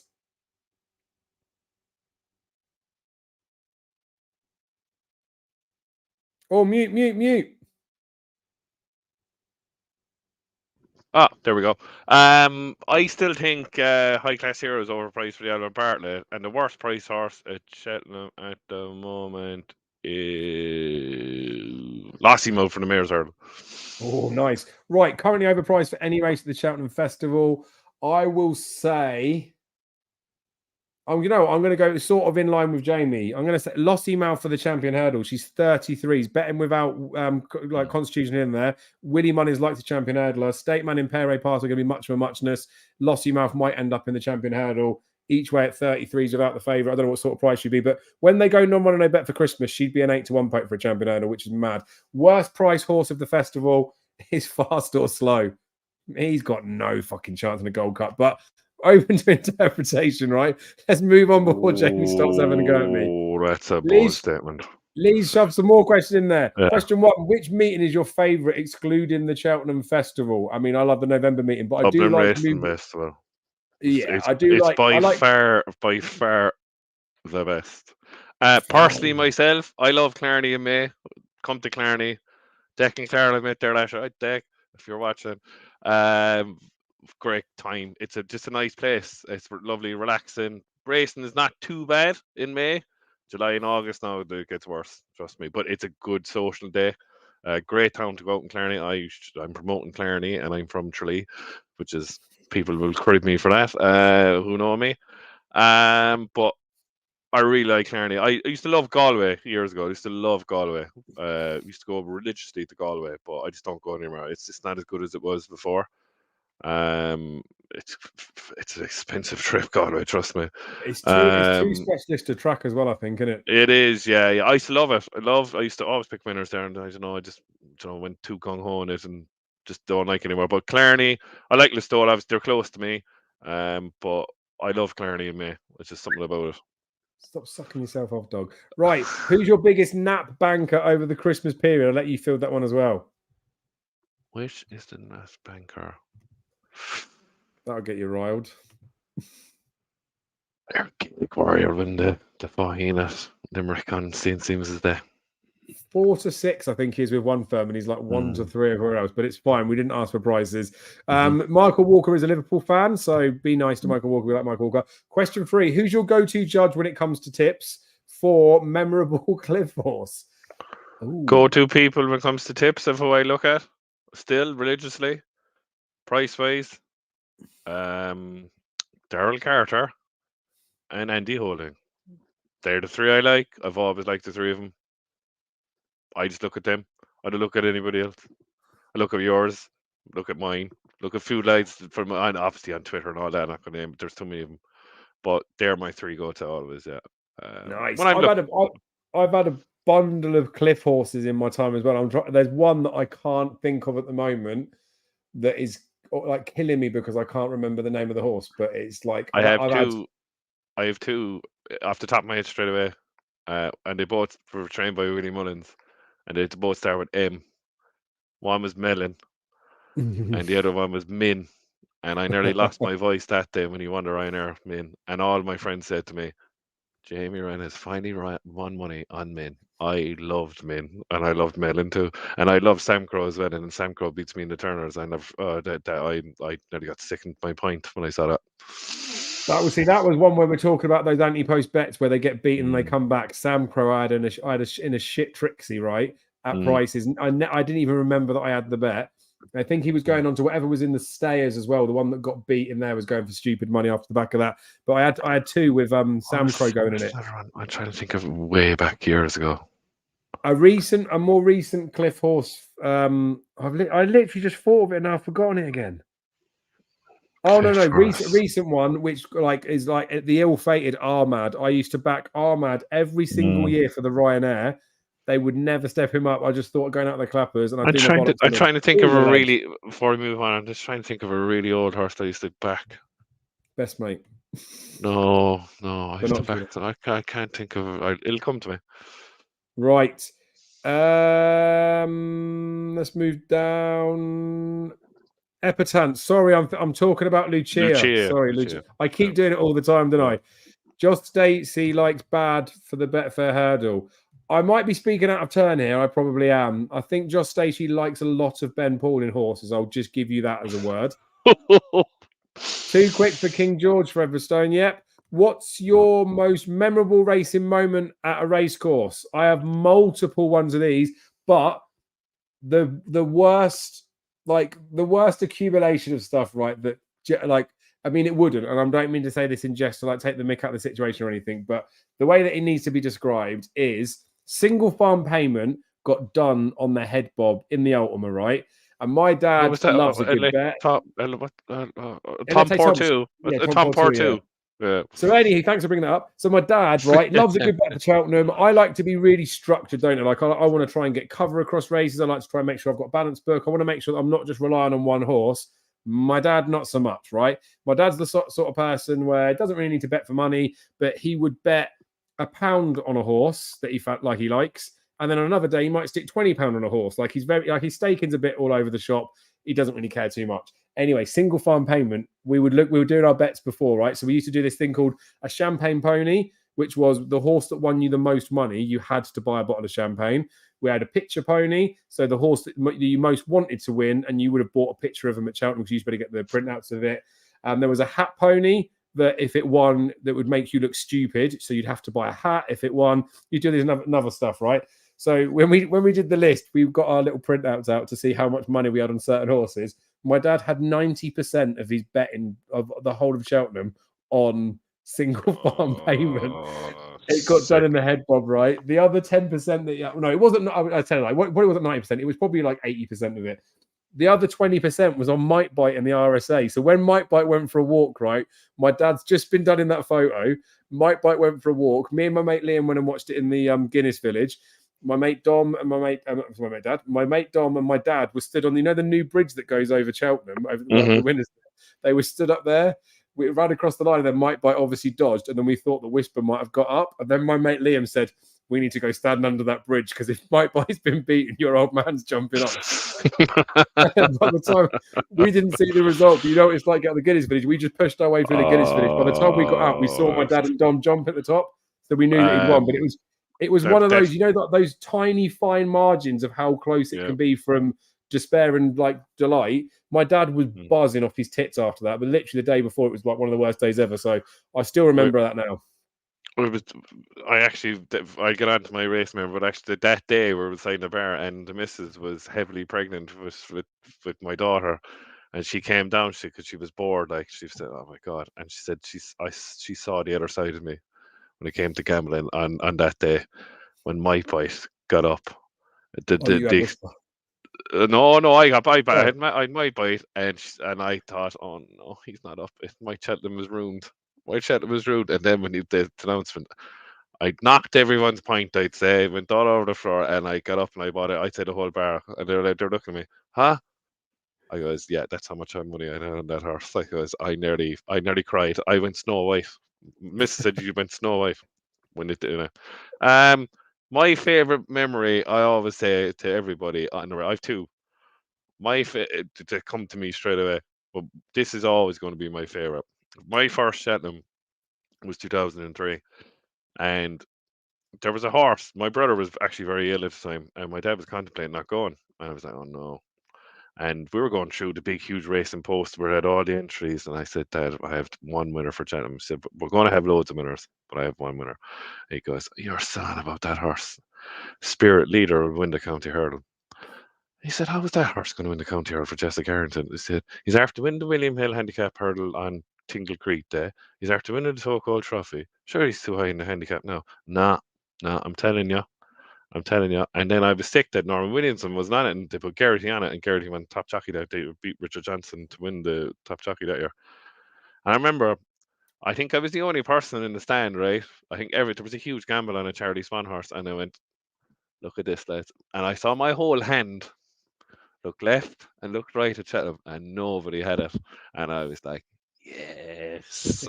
And I'll always remember that. My other one would be Galway. Paul Townend was a £7 claimer on the flat, and Sir Frederick, the name of a horse called Sir Frederick, won the Galway Plate that day.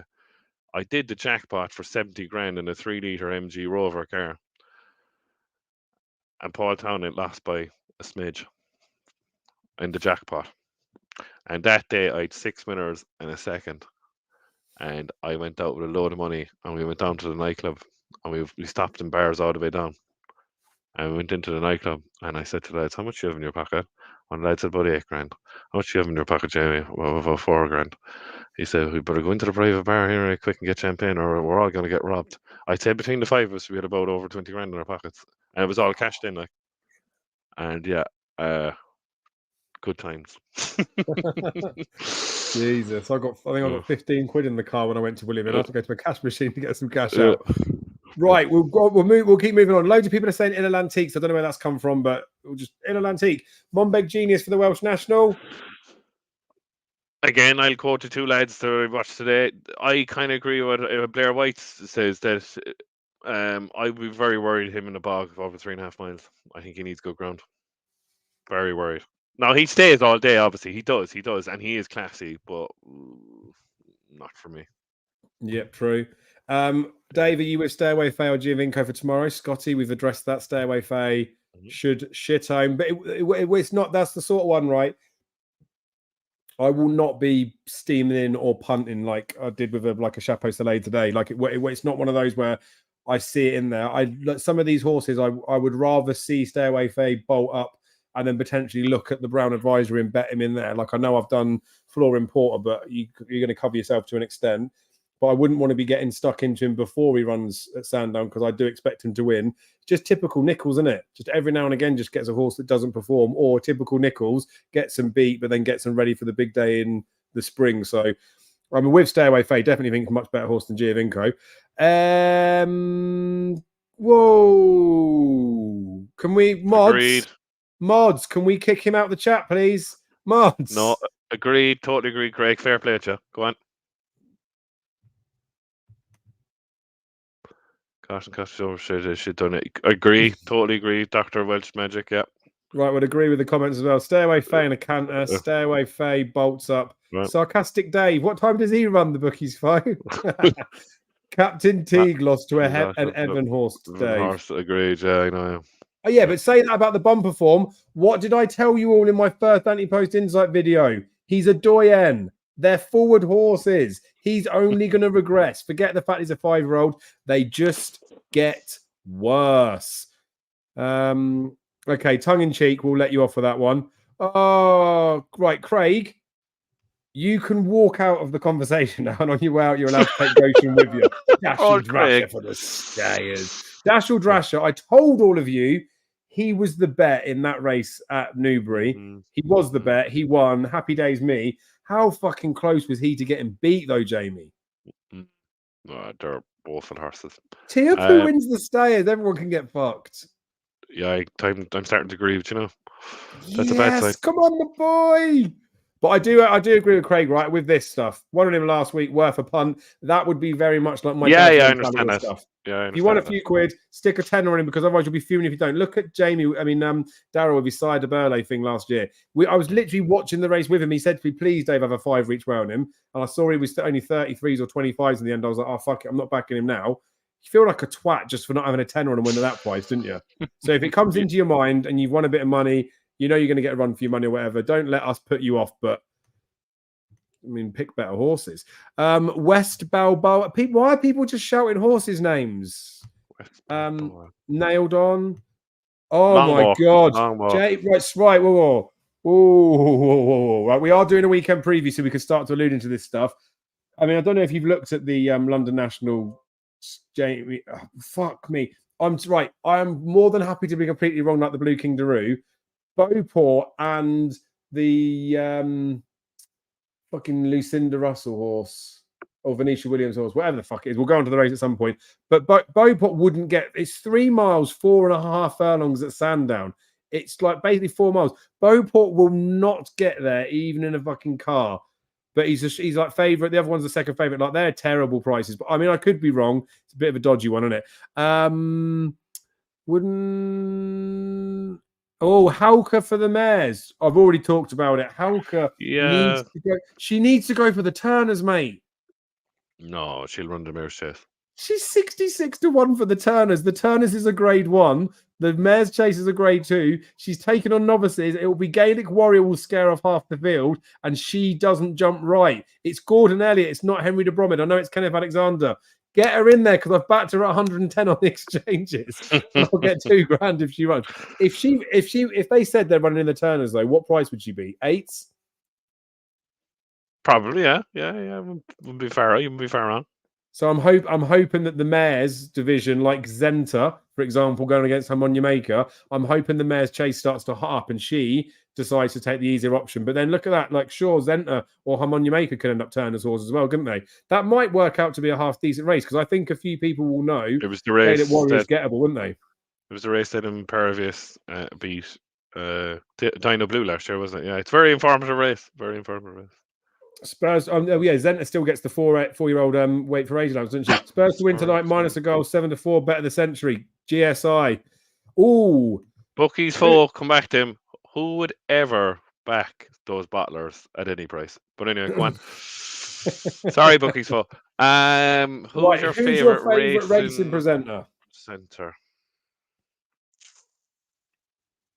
Hard, isn't it? That's a tough one.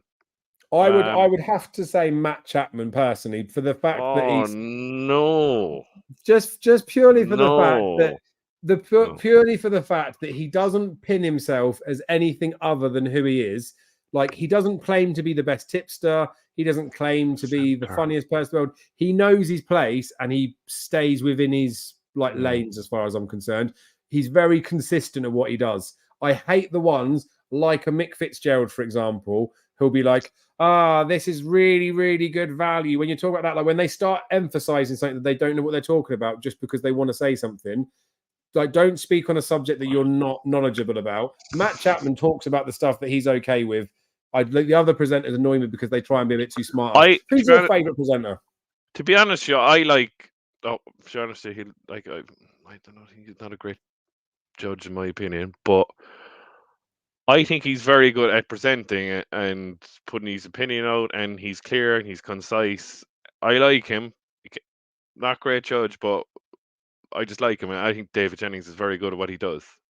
Very exactly, but another one, right? Stays in his lane, and he does what he does, and he does what he does very well. Yeah, I like that about him. They all need to do a bit of that, didn't they? Because there's loads of people that are capable that they do stuff. They spread themselves a bit thin. He's just very good at it. I just like him that way. He'd be good on the telly, wouldn't he?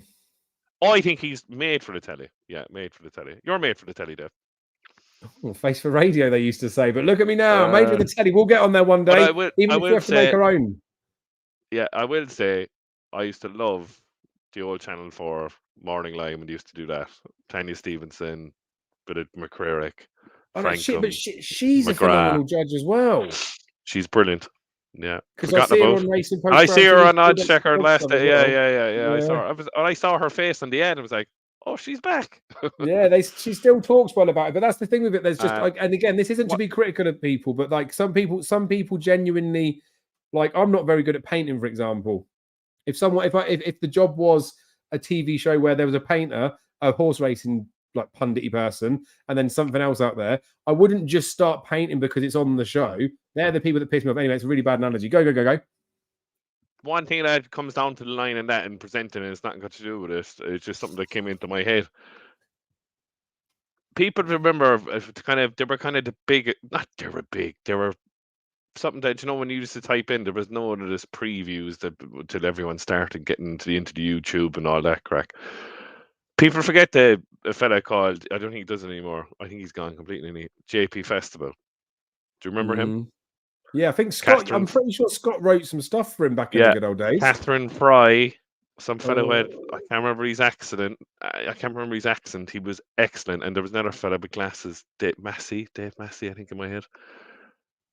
For a content and what they did for Cheltenham, I thought they were brilliant. I really did. I used to religiously watch them.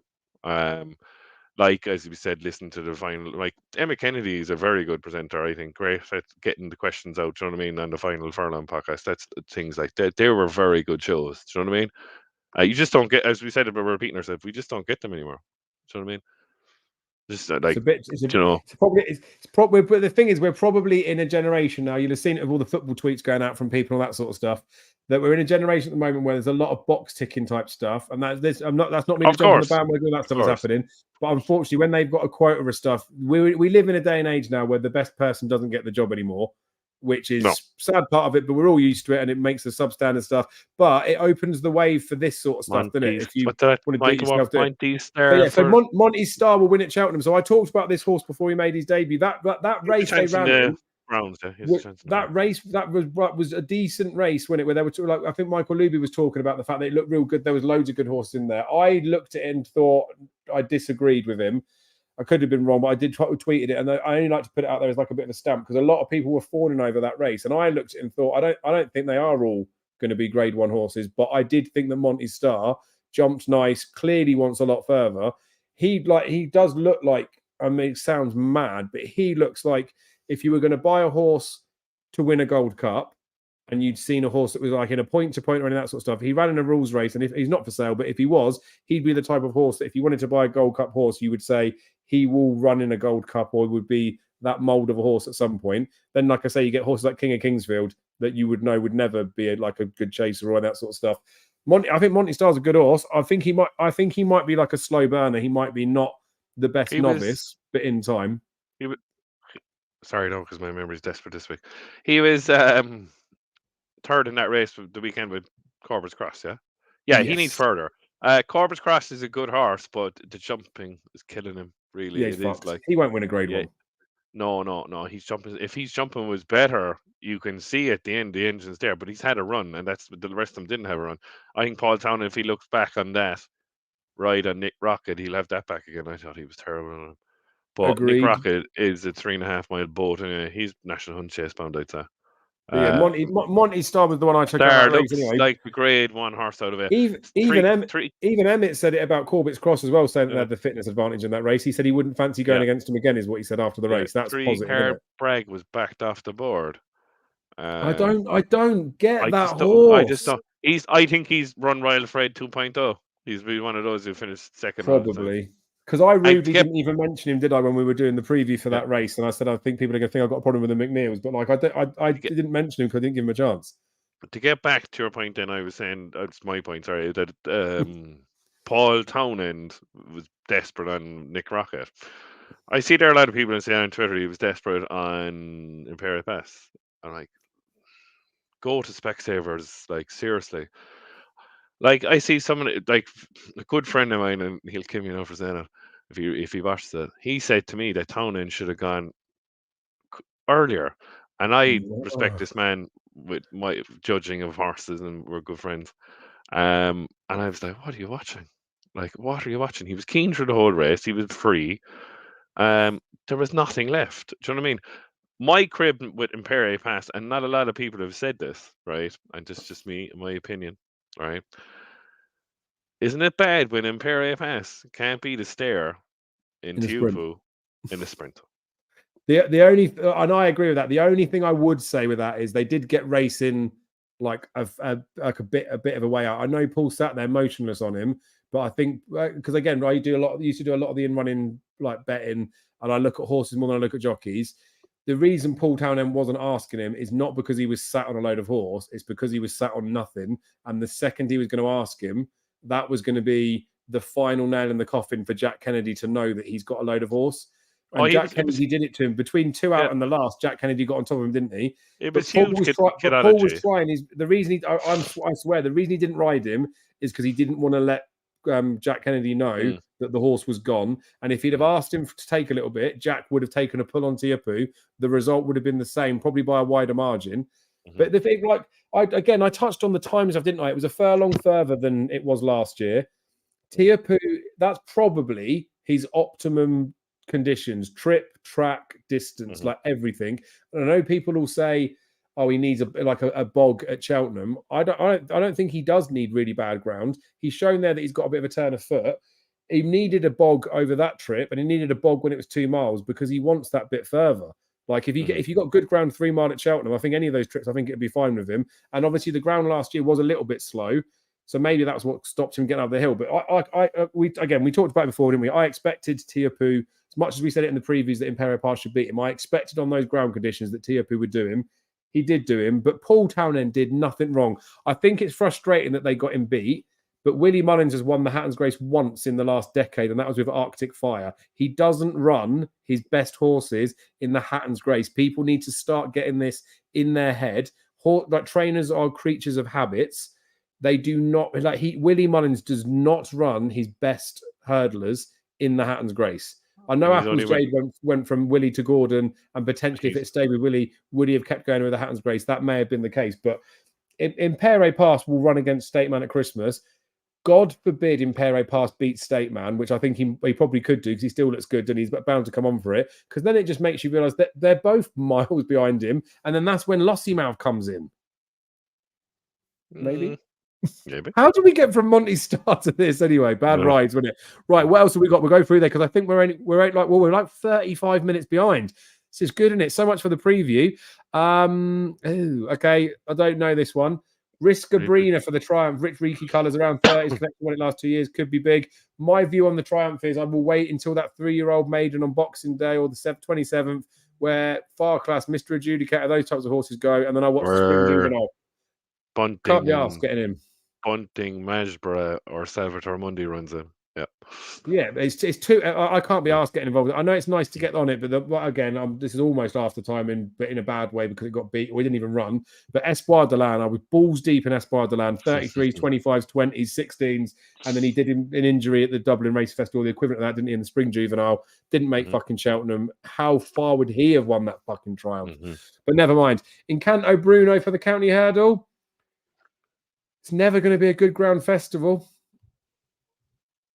I prefer him for a Carl Cup. Fair enough. Maybe I wouldn't disagree because remember the county's 2-1. I wouldn't disagree. It wouldn't good shout, but the faster the ground, the better.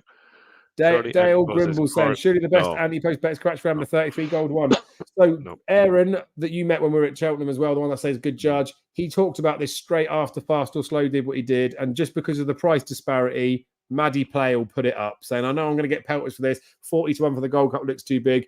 But he made the case, the fact that because Fast or Slow's 5-1 and Karat's Rambler's 33-1, because of the price disparity, people will start thinking that he's good.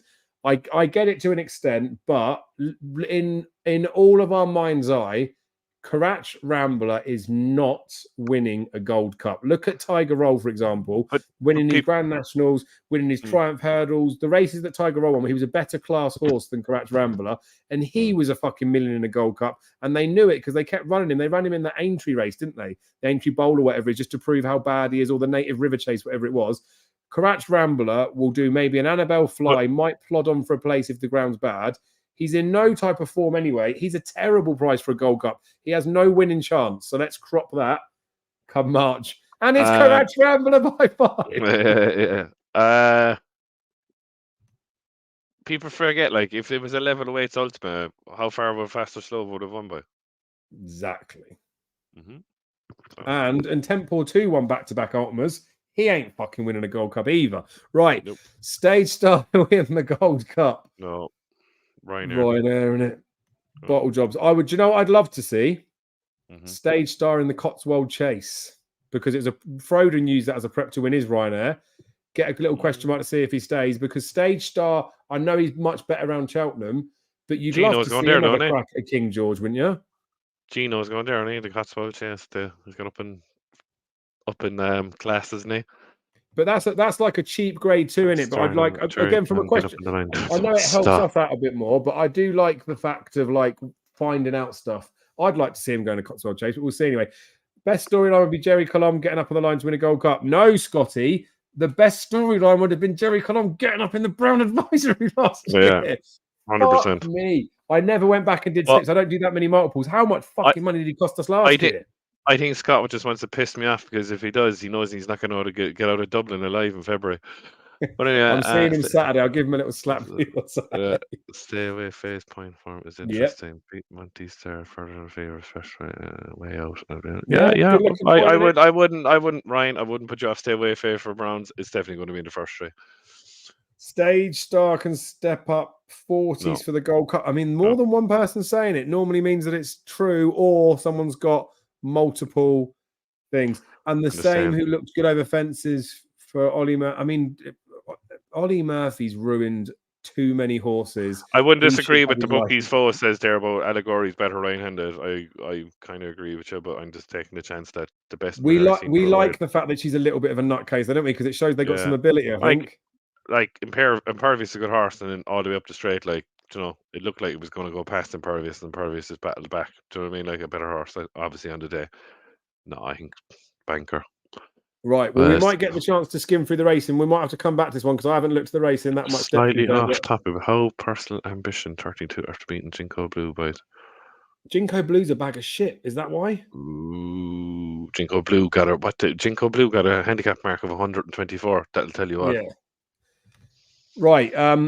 Right. Stop it. Right. Dale Grimble, I'm going to block you in a minute. Can people stop doing these bets? He is a big burly chaser. He's in the same mold as what was the horse that for Henry Daly? Henry Daly last season or a couple of seasons ago. That was the real big horse. It's a real big horse that everyone kept saying.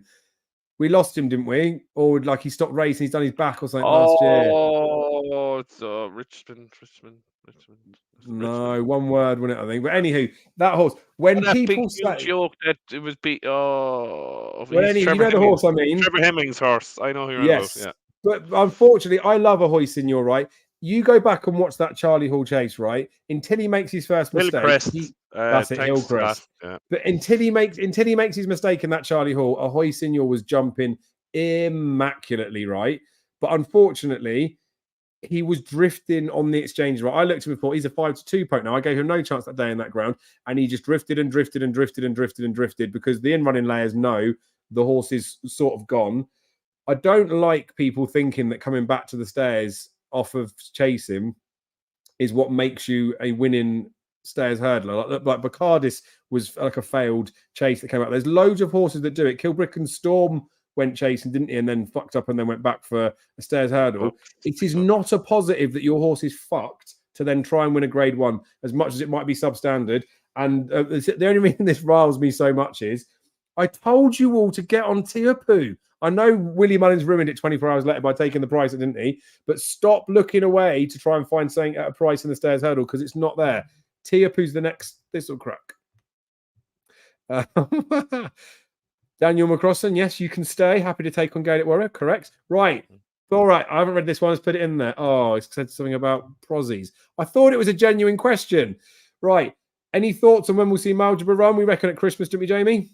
3-year-old race on the 27th at Leopardstown, hopefully. Oh, the second one of this, Lee. The biggest hurt at Cheltenham Festival for me was Galloping to Jump in the Turners or Wicklow Brave in the Coral Cup. I agree with you, Lee. Wicklow Brave. A friend of mine, pitch and putt player, he was pitch and putt player, a golfer, great golfer. He came up to me in the bar and we know each other for years. And he said to me, Jamie, I've won. And he goes to me, go on. He said, Wicklow Brave will win the Coral Cup. He went past and he was Snow White afterwards. He couldn't believe it. I was sick for him. I was genuinely sick for him. He said it from a long way out. Long months, like he said to me. He'll win. That's mad, isn't it? My worst one for like the biggest hurt is still, I must have said this multiple times. You'd be able to predict it in the chat. It's Josie's order getting beat by any currency that then failed a drug test. You know when you get those results, right? When they get beaten, you say to yourself, how the fuck did that win? And then you never find out after, do you? We just trust it was just a bad day at the office. You know what I mean? Harry, when he got beat at Cheltenham, was also a painful one because I was lucky enough to get to Harry Fry's after. He won at Punchestown after then, didn't he, Harry? He went over there and won. When he ran him at Cheltenham, I spoke to him. Whoa. How do you mean? You know what I mean? Harry was hurtful. In the stairs hurdle? Yeah, when he got beat. No, I backed him in her. Yeah, Nichols Canyon. I had him in my Sky bet because it was money back. I got 20 quid in him. But with, you know what I mean, Harry, right? It kills me because he was in loads of multiples, all that sort of stuff. We went to Harry Fry's a couple of weeks after. The ground went against him that day. No, we went there like a week after, and he said to me he was literally had an injury. He was like probably like genuinely like 90%. I understand that. I understand. But he said, how do you not run the favourite in a grade 1 if you've got the favourite? But he said to me he'll win at Punchestown, and obviously he did. But that one hurt like because it was money. That was a bad one as well. Which again, I sound really fatty when I say this, and I do not mean it to be in the slightest. You know, when you're going through like trauma, like a bad Tuesday and Wednesday, and then you get beat one like that, it kills you, doesn't it? I had a really good Thursday. He would have just made it. I've never had one, right, where I've had these multiples where they could pay like 10, 20 grand or something. I stopped doing them now because I don't like the fact that they never fucking come in. He was running for about 18,000. You know what I mean, Harry? Which is rank when I think about it now. But I looked back at the multiples after he was in a fourfold. Anywho, too much after time for me. Colonel Harry beats JPR, one of the most average-looking Henry VIIIs I've ever seen. It is a bang average Henry VIII, but let's be honest, the British side of the water's shit. One thing I will say is Colonel Harry was in that race at Chepstow where we don't think the second was ridden out to the finish. The Tamarisk was pulled up. Colonel Harry was smashed on the exchanges like defeat was out of the question, and no one wanted to get near him. I do not believe it. I think the horse is a 2.5 miler, but I know Darryl likes him.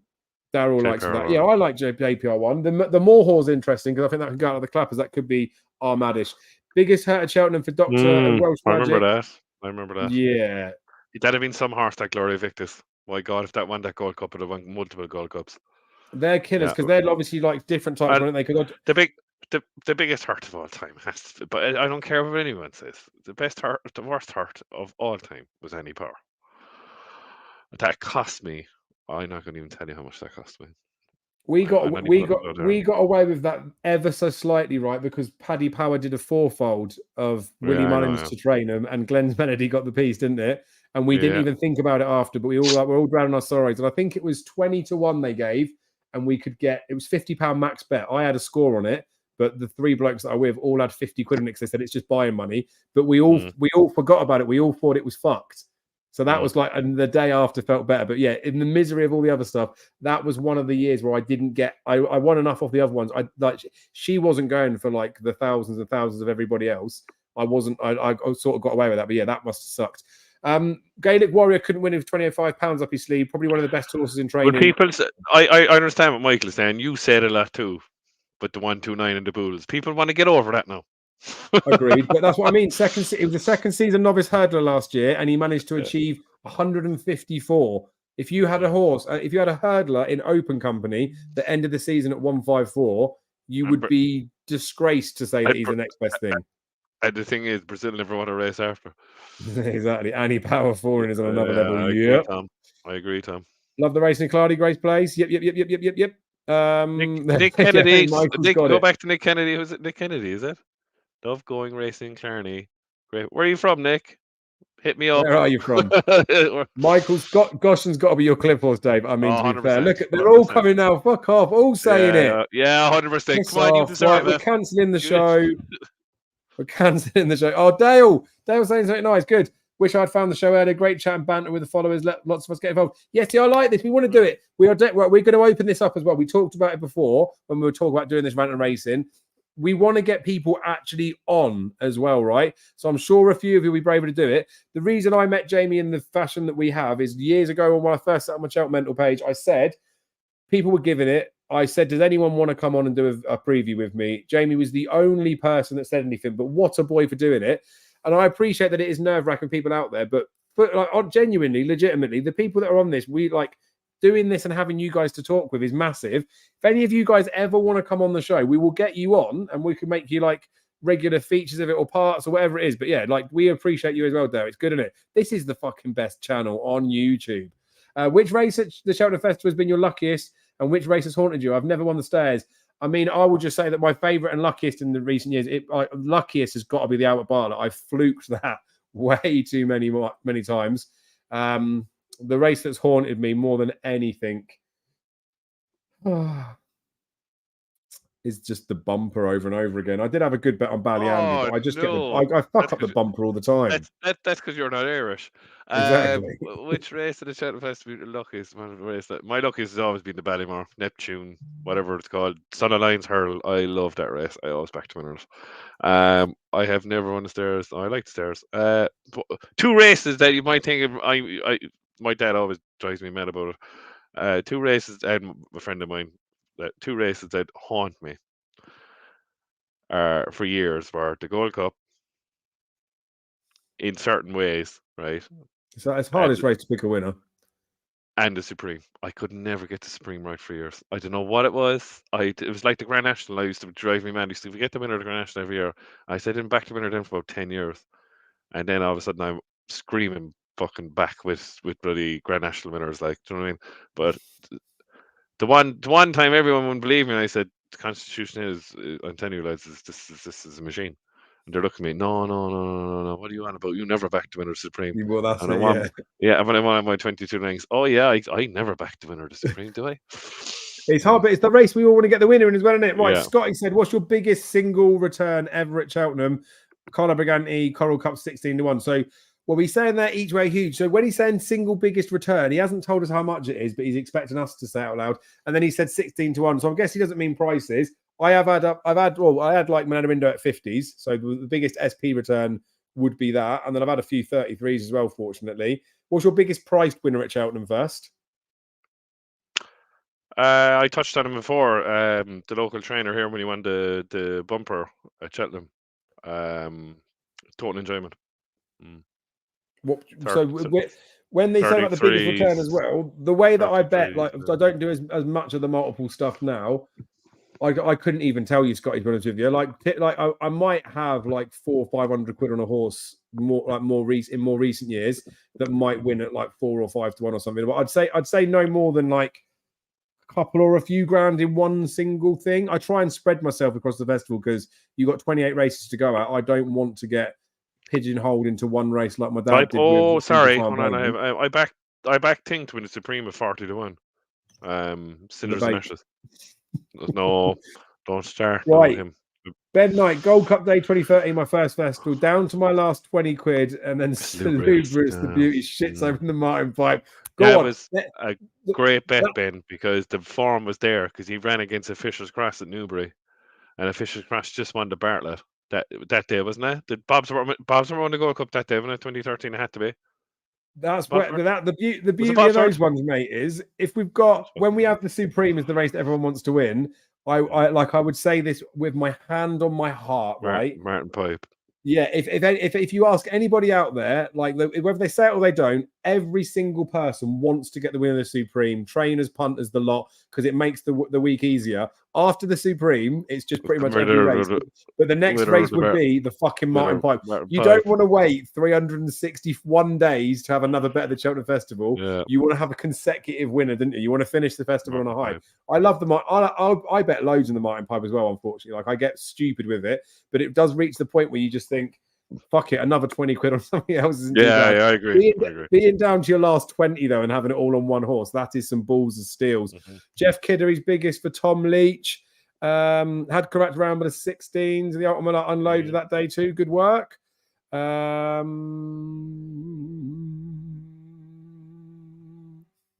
Yeah, so this is fair from Borat. There are no emotions in gambling. When you're attached to a horse because it won previously, the variables have changed this time round.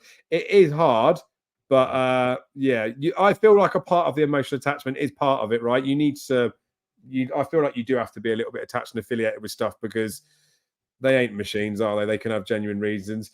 Croke Park 16 to the Martin Pipe, get stuck in. I mean, I don't want to say it, but I hope it happens too. Everyone's bumming him for the Albert Bartlett, aren't they? I want him to fall on his sword, be like a Favre de Champ do, but actually end up in a Martin Pipe. How did Favre de Champ do get a mark to get in the fucking Martin Pipe? And he ran him in the Albert Bartlett, and then he goes and wins the fucking Drinmore. Fucking Gordon Elliott, you fuck cunt. Right, Michael Walker, Kate Tracy has to be the best presenter. You can hear her talking horses. Oh, right, come on. We are 8 minutes past the watershed. But well, of course you're going to say she is. That's inappropriate. That's inappropriate. Right, on the JP Festival there. Right, I am Maximus Rory DeLargy. I'm indifferent with Rory. Oh, Rory DeGravy. Maybe it's someone not Rory DeLargy then. I've been to Rory DeLargy before. Had a few pokes at me for no apparent reason, and then I think he blocked me. I think that's the first person that's ever blocked me. The American lady on At the Race is a good judge. I don't really watch At the Race, to be fair. Is that person that on about the girl on racing TV, Rachel Candelabra? Is Candelabra or something like that? As maybe. Well? She's good. She's actually not. She's very knowledgeable. Yeah, I will say that. Right, I'm going to go for a few more of the questions because if we do want to look at the weekend's racing, mate, we're going to run out of time, right? Yeah, definitely. Right, we'll do that. We'll do this for 6 more minutes. We'll do it till 1:45. Best value priced horse you've placed for Cheltenham? For me, Tiapu for the Stairs at 12, Dino for the Mares. I mean, it's a bit early to be talking about them, isn't it? I've obviously got Tiapu for the Stairs. He's a 4-1 poke, isn't he? So he's wouldn't be the biggest shortener, I don't think. Don't know really. Yeah, say Tiapu as well. Well, anyway. I have back Jericho to open a 20-1 to the Supreme. Yeah. You disgust. Hartwood 40 for the Turners. 1 to watch. Beat Corbis Cross first time out. Interested to see what Rob Coe. Yeah, true. Yeah. It's hard. It'd be interesting to see where that horse goes next. Yeah, I wouldn't disagree there, but a lot of them as well, like the Gaelic Warrior, they get hidden in plain sight, don't they? Because we all want to, I guess, kind of want to take on Gaelic Warrior, but then there's the part of our head that says, why are you trying to take it on? Like the winner's probably there. Yeah, of course. So you almost start to think, fuck it, there's 20 out of a race, we'll look away. Ben Knight, Rapper. I know you've said this horse. I fucking fancy Rapper in the London National. I will come on to that in a bit. If he doesn't win on Saturday, he wins on New Year's Day. He always wins on New Year's Day. Right, let's keep going because I feel like we could get done. Okay. This is a fucking cracking question, mate. Richard Hayday, give us one that's on your mind for Cheltenham that you've told no one about. On Cloud Wine for the bumper. He said it. He told everyone. On Cloud Wine for the bumper. Mad. I mean, I waffle so much, didn't I? And I talk about all sorts of shit. So I have. Let me go and have a quick look and see if there's anything I've done on. Oh no, the thing is, because I do like to share. I think I would have told everyone everything, wouldn't I? Like I've had a bit on Hermes for the Turners. I've obviously talked about that Halka to Tabo.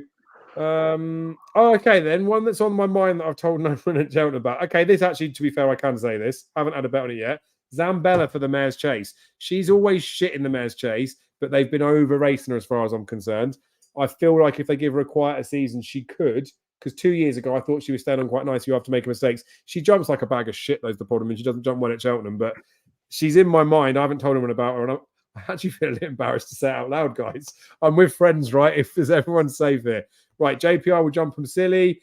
I think the Gary Moore horse is going to go out in front like an Armad, and it's going to cause a bit of problem in front. They'll be going quick, but we'll have to see. Yes, Anthony Phillips wants on. I don't know if this isn't because of the time. I can't tell if this is when I said it, but I feel like it is. Anthony Phillips would love to come on and talk Horse Review Legends, so that's a potential. We will sort this out, right? Well, I'll set something up. We'll do a when I'll find out if people email into like Ranting and Racing one of these weeks. We'll do it in the new year. Maybe I don't know. Maybe Dublin Race Festival, maybe Trials Day, whatever it'll be. I'll email in. A few of you can email in, and whoever sends an email in there that wants to do it, we'll send you the invite to a Ranting and Racing show. And if we've got to get a load of people, we'll do it. We can leave you in the stage at the bottom, like the back screen, and then we can bring you on independently to talk. So I definitely want to do that. Let's keep going. Back the real whacker, £100 to win. Oh, put it up on the screen. 100 win, 4K 40, Paul de Rio, 30 and back to that. Oh, very good. I mean, very much. Biggest price I Creon. Yeah. Oh, mate, there's some fucking good horses being mentioned here, isn't there? Well, there's asterisks. I ordered to see it. The one that's Cheltenham bet where you look back thinking, why the fuck did I do that? 150 on Champ for the Gold Cup. Yeah, that's a bad bet. We've all had plenty of bad bets, though. My worst bet is still last season's Monmouth for the Argyle. It's terrible. And you were and you were so trying to convince me about it, and I go, he's run behind John Bon now. He's run behind John Bon, and Chase debut looks really good now. Well, where is he? Why isn't he in the handicap? Why isn't it New Year? That's where he's coming. New Year's Day handicap, that 2.5 miler at Cheltenham. Stop it. He's going to become the Cliff Horse, isn't he? The sooner they retire him, the better. Loads of money betting Azertip in the champion chase. Fair. Yeah, Bob's Worth we did then that year. There we go. Zambella should have stayed in the head. Yes, it should have done. Right. That's good. That brings us up to a nice number. I'm going to share the screen, right? So we can... Let me take this banner off because it looks like a piece of shit now. I'll share the screen a bit. We don't have to go too quick, but we don't need the viewers don't need justifications or any of that sort of stuff. We'll skim through some races that we want to look at if we've got anything that's on our mind for betting. I don't know how much of a chance you've had to look at anything, Jamie. Before we start, Dave, a guy on here, Dennis Reynolds, says we should do a Cheltenham preview in a pub. Now, if someone puts me up in Milton Keynes in his house and I'll shit all over his greyhound, maybe we'll do it in a pub somewhere. Well, that's something I was supposed to like. Obviously, I'll be redundant at the end of the year, so I've a little bit more time on my hands. I'm gonna see if I can sort something out. I'd have to get an idea of numbers and things like that. A few years ago, when I asked to do it, the only places that would let me do it were telling me that I would have to pay for like security to be there. So otherwise they wouldn't let me have the venue, and then that just ended up making it like a grand to have. But do you remember the year you did about 2-minute things with Daryl in a pub? You could do it that way, couldn't you? Oh yeah, just turn up in a pub. But then that's the worry of it, because when I spoke to her about it, they said, "How many people do you think are coming?" And I said, "Well, I don't think anyone will turn up." And then she goes, "Well, why are you doing it then?" She said, "If it was under 10 people, then you could just be in the pub. So if it's any more than 10, she'll need to get like door staff there." And it's not going to happen. But you know what happens in these social media stuff? They get the images that like 1,000 people turn up to a pub, don't they?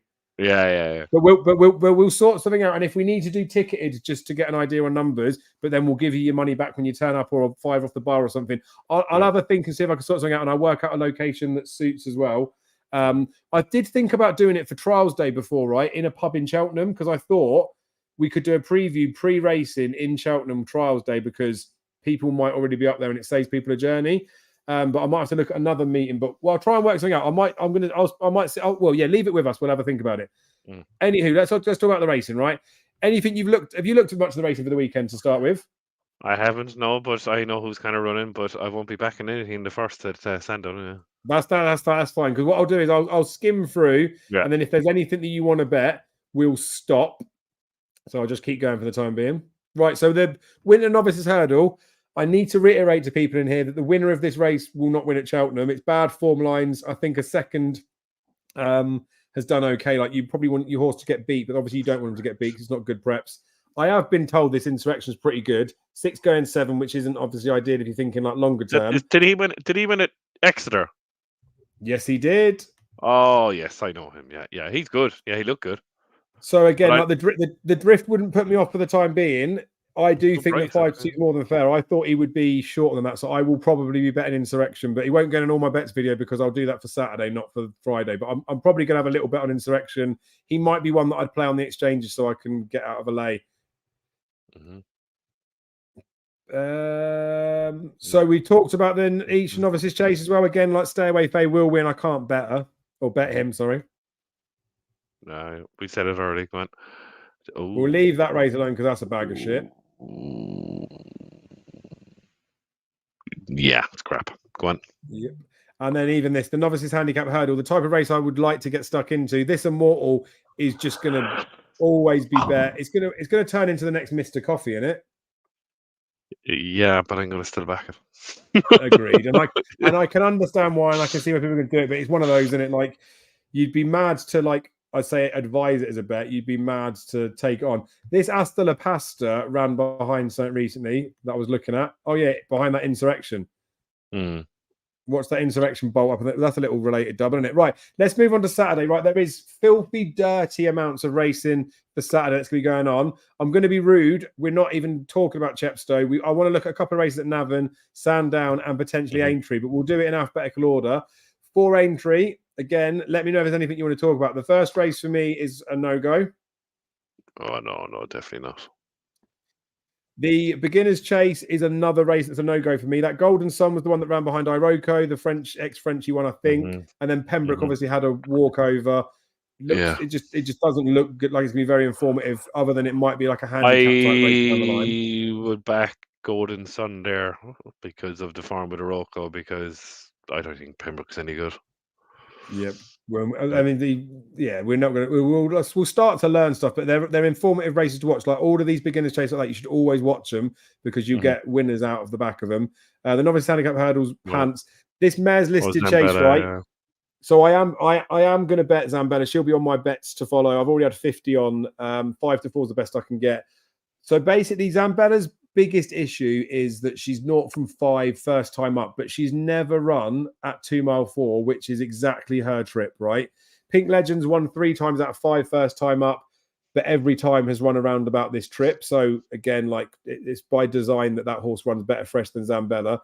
Zambella is obviously, when it's needed the runs, hasn't been in the right races, but they're only to Pink Legend has run 2 like 140 type RPRs. Both of those were in the mare's chase, came 2nd and 3rd in the mare's chase at Cheltenham. This isn't Cheltenham, this is Aintree, right? Zambella was obviously behind Pink Legend both those times at Cheltenham. They were her worst RPRs, but they were still better than Pink Legends every other time. Zambella just constantly posts mid 140 RPRs at this trip. Zambella on soft ground is 7 from 9. Pink Legend on soft ground over fences is 1 from 8. Zambella just farms away from Cheltenham, just farms these types of races. Zambella for me, I think, should be like a 4 to 6 poke. So I'd never want to get overly excited on the mares, but I'm fully expecting Zambella to win, so I've better. Any thoughts in here? No, not really. But that's why I was saying about she's in my head for the mare's chase, because she doesn't run that well at Cheltenham. She's not as good a horse there. But maybe if they run her less this season, it could work out. But anyway, she'll shit home on Saturday. At least I hope she will. This is a race that probably looks quite good with some big names. A few people have an opinion in it. I'm leaving this alone just because I'm trying to keep my powder dry. But Away for the Seas having his first start for Ben Haslam. Bit of you? I'm going to back Ting, and I'm going to leave him alone, and I'll never back him again if he doesn't win the weekend. What, Away for the Sea? No, Warlord, but Harry Compton jacked up. Okay. I'm going to back him. I'm going to have one more back. These are a lot of horses I've backed in the past, obviously. Yeah, I'm going to back Warlord. 6 to 1, I think it's a good price. Just off the cusp. Yeah. There's a day in him. Put that with you. I like it. And that's what this racing gets like near Christmas, doesn't it? Again, from like a punting perspective, we like to have a bet because we're punters as well, don't we? Rather than them being like good, solid investments. The Beecher Chase, not a race that I get too excited about, but I have backed very smallly. I've done £6.25 each way, so like quarter point each way is terrible for me. And I've done under supervision. I backed him at Cheltenham. I thought he ran really well. Sam Twiston-Davies being back on board. Nigel Twiston-Davies has got a real good record in the Beecher. If he likes the discipline, I just thought he was overpriced. I'm kind of surprised you did there, Dave. I thought you backed Percussion. Well, I would have done if Coco fucking Beach wasn't in the race. I can't put anyone off Percussion or Ashtown Lad, even though Ashtown Lad's been pulled up. Like, it'd be dodgy for racing if he does go and win. But Percussion's £6 out the handicap. That's enough to make me feel like he can't win. Like he'll definitely place, but I don't want to steam in like 50 each way on him because I don't feel like he could win now. But yeah, he was. If Coco Beach wasn't in the race, I was going to smash him up. Mm-hmm. Prick Coco Beach. Juvenile hurdle, this listed race, fairly shit race. I want to be honest on paper. This Le Favre, Matty Sutcliffe, when I did the GG Week and Watch earlier, said it's French for the beast. Went for 6-figure sum. Ran behind Anzadam, I think it was in France. Like, looks like it could be an okay horse, but we'll see what it does. Knight of Allen, though, is one that needs a mention for Jane Williams. Carried out at Cheltenham in the November meeting where Burdett Road won the juvenile race, right? And I'll just make this case solely on this, right? Knight of Allen was 22 to 1 in the race against Burdett Road, and that French thing was over. The favourite for this race is rated 117 because it ran second to Woodoo. And this horse, Knight of Allen, is 16 to 1 with Sam Twiston-Davies on board. So Knight of Allen, I bet it because it's the wrong price. Like, I think this shortens up. So yeah, I've had to go on that, but it's pretty shit juvenile, right? Yeah, I wouldn't be having any of it. Go on. Good.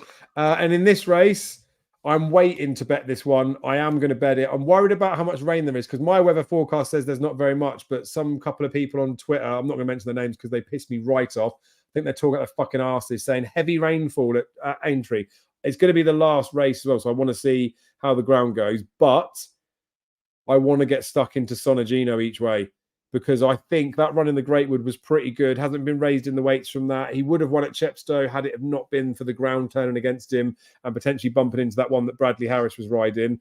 This race is dog shit in the context of the world. I know it's a Class 2, but he's 137. Benson's like an old boy, like as much as he's up there. Everything else is 127 or under. It just stinks a bit of like Springwell Bay, where Sonagino is at least a 137 horse, if not better. A lot of these horses further down, I don't think they're capable of running to their mark. A couple of people have told me about this Largy Shark, the Sandy Crawford one with Ben Bromley, because they did it at Haydock, didn't they? Run a couple of horses and the big price one came out of the blue, but I think they're clutching. I think Sonagino's a good bet. I think he wins. You looked at it? I didn't know, but I wouldn't disagree with you. And yeah, this is probably his level. He's probably the new Cliff horse. But yeah, I think it's his level. I think he's got a good opportunity. And that fourth in the Greatwood, I think the Greatwood's going to work out nicely, especially when Lucia bolts up at Ascot. Sandown, there's the listed novice hurdle where Wilmot's going to be in there. He's open 1 to 2. That's the right sort of price that he should be. I wouldn't be surprised if he gets beat, but obviously I expect him to win. No more on that? No, he'll win. I hate this race every single year at Sandown, the Mayor's Handicap Hurdle, because I feel like I may have had the winner once in my life, but I never normally get the winner. Is this the one that Love Envoy won last year, maybe? Yeah, I think so, yeah. But yeah, I've got no interest in the race. Oh, the lot of that this weekend. Oh, next race. Oh, yeah. Chantry House. Here we go. Chantry House. Okay, so I've showed you the slip. I don't need to put up again. I've had 50 on Chantry House for the Betemps. The other 25 is for Daryl Carter. I know that Daryl's really tempted to smash Chantry House up in this race in isolation anyway. So, like, I've bet him for the Betemps. I don't know if I will bet Chantry House because of the fact that I've obviously got the investment for the Betemps. It doesn't matter if he comes first, second, third, fourth. The 11 to 4 is not like it's not enough to make me not want to bet him. I don't know if I will bet him. Like he might go in a few multiples. I'm at Sandown on that day, on Saturday as well, so I might end up betting Chantry. I'll let you know all my bets, I guess. What about you? Gonna have a bet in a Betemps qualifier, mate? Not back Betemps qualifiers, no. Okay, good rule of thumb. Well, anyway, we've got Chantry for March and we all win. Fighting fifth. So we got to know who's going to run at the end of the day. We're not going to know that till probably the day of the race. I know Nicky Henderson likes to talk a lot and try and keep us posted. I do genuinely think that the mares just aren't as good as the figures would suggest. I mean, I think You Wear It Well probably is like she is the right mark, 140. Not sure Love Envoy is as good as 153. Not so sleepy on like heavy ground. Someone mentioned in the comments, obviously, like does tie up. Goshen drifted so bad at Ascot for the market that he was never going to run any sort of a race, right? It was like a 2-1 point win, and it went off at like 7 or 8-1. Obviously, he's a nutcase and he's an idiot, but he should not be 40-1 when if you take Constitution Hill out the race, Love Envoy is going to end up being odds on. Shishkin and You Wear It Well will be vying for like second favoritism at like 6 or 7-1 or whatever, and Goshen will be like 10s or 12s. He's won this race before, or he's won round over this sort of trip, and it was the Contenders Hurdle or whatever it was. Like, I know he's a bell end, but I'm betting him without Constitution Hill anyway, regardless. And if Constitution Hill doesn't run, then I don't need to do without, do I? Because he won't be in there anyway. But if the field holds up, then you'll get in 2 places still without the Constitution Hill bit. But I'll have a win dart on Goshen. It's too big a price. How could I not stick I know he's not going to beat Constitution Hill, but in the without market, how could I not stick like a score or something on him at a price? That's what I'm doing anyway. I've said it. I've got a problem. I'm just admitting it out loud. You're gonna try and find a way for a bet in this? No, just watch it, and will you stop going on about that? That's the right answer. That's what I said last week about the fucking race. Should be doing it, shouldn't I? So the Henry VIII Novices Chase. I'm gonna bet. Well, I already have. I've put money up on the exchanges, which is definitely rematched. I'm backing Le Patron pre-race with a view that I think I can lay and make some money out of it in running. So that's a great play. Because I think it'll be gone out in front. I think the others will bunch me behind. Isio seems to get worse with every single run. I think it'll be gone out in front, and I think I'll be able to lay it down the back over the railway fences. So that's my bet for the race. I think JPR would win, but I wouldn't want to bet him at 2-1. So that's my in for the race. I'm going to have a little go on that.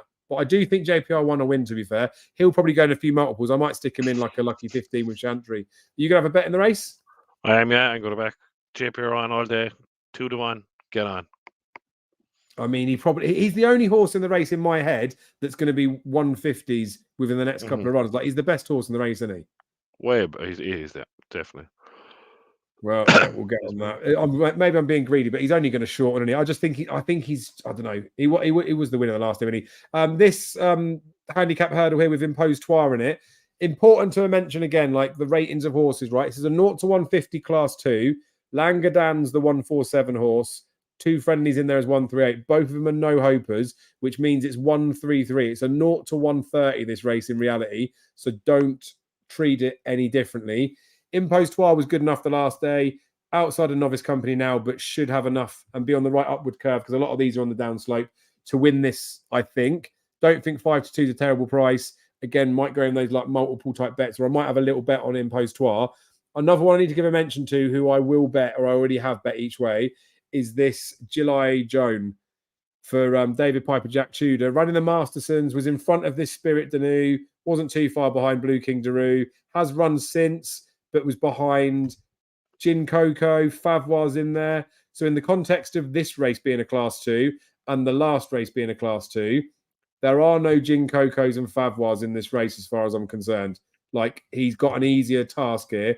He was 14s, he's top price 12 now. I don't see how this horse is out of the frame. Like, I think I run a big one. So I won't go big. I'll probably have like 25 quid on Impostoir, but I've already backed this July Joan for 12.50 each way. So I'll play the pair like a pussy.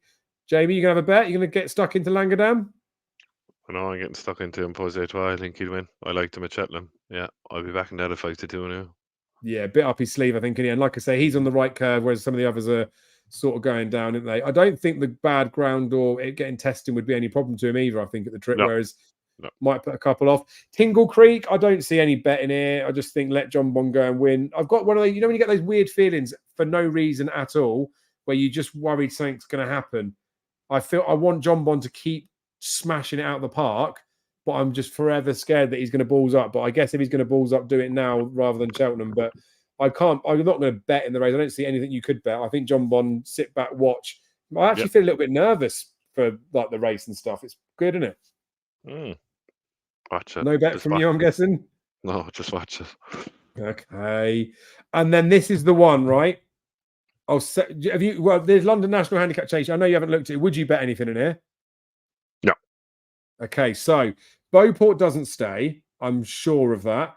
Fontaine Collonges is the Venetia Williams horse, right? They've got Ned Fox claiming a few pounds off of it. Beat the Big Breakaway in a head bobber at Haydock last year. Beating the Big Breakaway is not form that stands up. The Big Breakaway throws away more races than I've thrown away like crisp packets, right? This is 3 miles, 4.5. It's shit ground, and it's the last race of the day. You need an absolute out-and-out dour stay. And now Rapper, Fortescue, and Cyclop are entered at Chepstow as well. But Rapper, I think, wants to come here. And if he does come here, they're trying, right? The horse has often needed its first run, sometimes needs its second run as well. It's pulled up the last twice, but it bled the first time wearing first-time visors, and then it had an irregular heartbeat at Kelso the last day. So they're not ideal, but he's got excuse for him putting up. He ran an RPR of 150 on New Year's Day when he won at Cheltenham, right? That's my concern, that maybe he'll go and do that again, because he's won 3 times, I think, on New Year's Day. Once been second to Scandyberg in a handicap hurdle. Imagine another preview where I say the word Scandyberg. But this Alice Stevens has been on the last couple of times. Good little jock.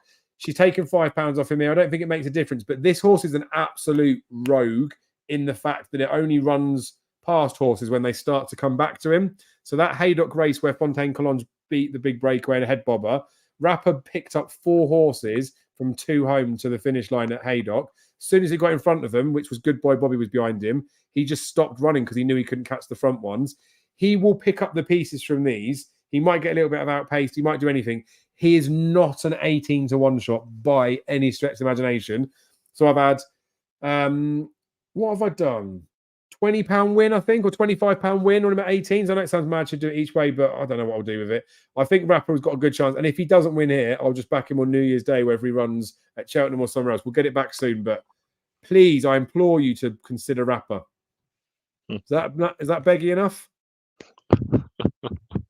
If I get enough of them to back it, Jamie, I can lay it, right? No, I'm joking. I'm not doing that. I honestly, genuinely, properly think that's just like a nice little throwaway win poke at a price. Can't believe the price. Think it's stupid. Right, in Navan, lots of good racing on the Saturday. I don't know if there's any other ones I'm going to skip past that you want to talk about, but I think the first one we should look at is this Navan Novice Hurdle. Filthy race, right? We both thought Slade Steel would have won a Royal Bond if he ran it. This is 2 mile 4 on soft ground against horses like Stella Story, Lecky Watson, Better Days Ahead that look like dour stayers, don't they? 7-4 Slade Steel would probably ordinarily make me feel like I want to bet him, but I'm worried. I do like Slade Steel. I think this is probably his trip, but I'm worried about how tested it might be for him. So I'll probably sit back and watch and then probably be pissed off I didn't back Slade Steel. But how do you see this race going, mate? It looks a proper, decent, graded race on paper. There's got to be lots of winners from this, surely. Yeah, they're all half decent horse, but I'd be getting stuck into Slade Steel. Yeah, the form is there with King of Kingsfield and Frank the form there in the Royal Bond. I thought it should have run in the Royal Bond because I think maybe you could see the switcheroo there eventually where Untubber goes up and trip and Slade Steel comes back. Maybe I see where you're coming, where you're worried, but no, I'd be backing this great price. Get him. I'm going large on him. Nice. I do like him. Like I said, the only thing that worries me is if it's bad ground. But the thing is, it might not actually be that bad a ground anyway. So maybe I'm being nervous for no reason at all. But I'm glad he's going here. 142. Did it have any effective stud, T rules, apartments, handicap hurdle? Sure to God, they have a runner in it, did they? Oh my God, there's a lot of dogs in that. Oh, no, and they don't. Razzie Matty's in there. But it is interesting. Right, hold on. Whoa. Sorry, just on that, right? So because I think they sponsor this, but they like it's their card. Better Days Ahead could have run in the 3 mile Super Stayers Grade 3 on Sunday. But he's not. He's here. Jackson, Stella Story, Better Days are there. They obviously want runners. Patrick's riding in the bumper as well. We'll come on to that in a sec, but it's because of the owners. Anyway, Bex's stud. You looking at Maxim? No. I think this is common knowledge anyway or whatever. But Canal End will win that race. Okay. We're just getting in, yeah? Just back that horse, Canal End. I'm just telling you now. And we don't think that Drop the Anchor, first time blinkers, also by Pete Fye with the claim run's going to get some sort of revival. No, Mark Walsh is on him for a reason. All right, fair enough. Right, we're getting stuck into that one then. Mm-hmm. The handicap chase after there's a decent listed race. I feel like this is a bit of you, but I don't know if you've had a chance to look at it yet. No, I wouldn't touch any of them. I don't like any of them. Eclat the Rear, wasn't it? Eclat the Rear was ran last year. Did you run the Hennessy's last year? No, it hasn't been. Not last year. It was the season before. That people were talking about him being a Gold Cup horse last year when he missed last season. And this Chantreuse, I fancied him as like a bit of an outsider for the Albert Bartlett. Both those Henry horses are in my trackers or in my head. They kill me. Fire Tech's another horse. Fire Tech's another horse that's killed me. Yeah, no. Sometimes this is why sometimes it's better not to look at these races, isn't it? Because you're going to die if you bet, and you'll die if you don't. The beginner's chase, mate. This could be really good. Hidden Valley Lake, Indiana Dream, Shambadi Kid, Saint Felicien in there.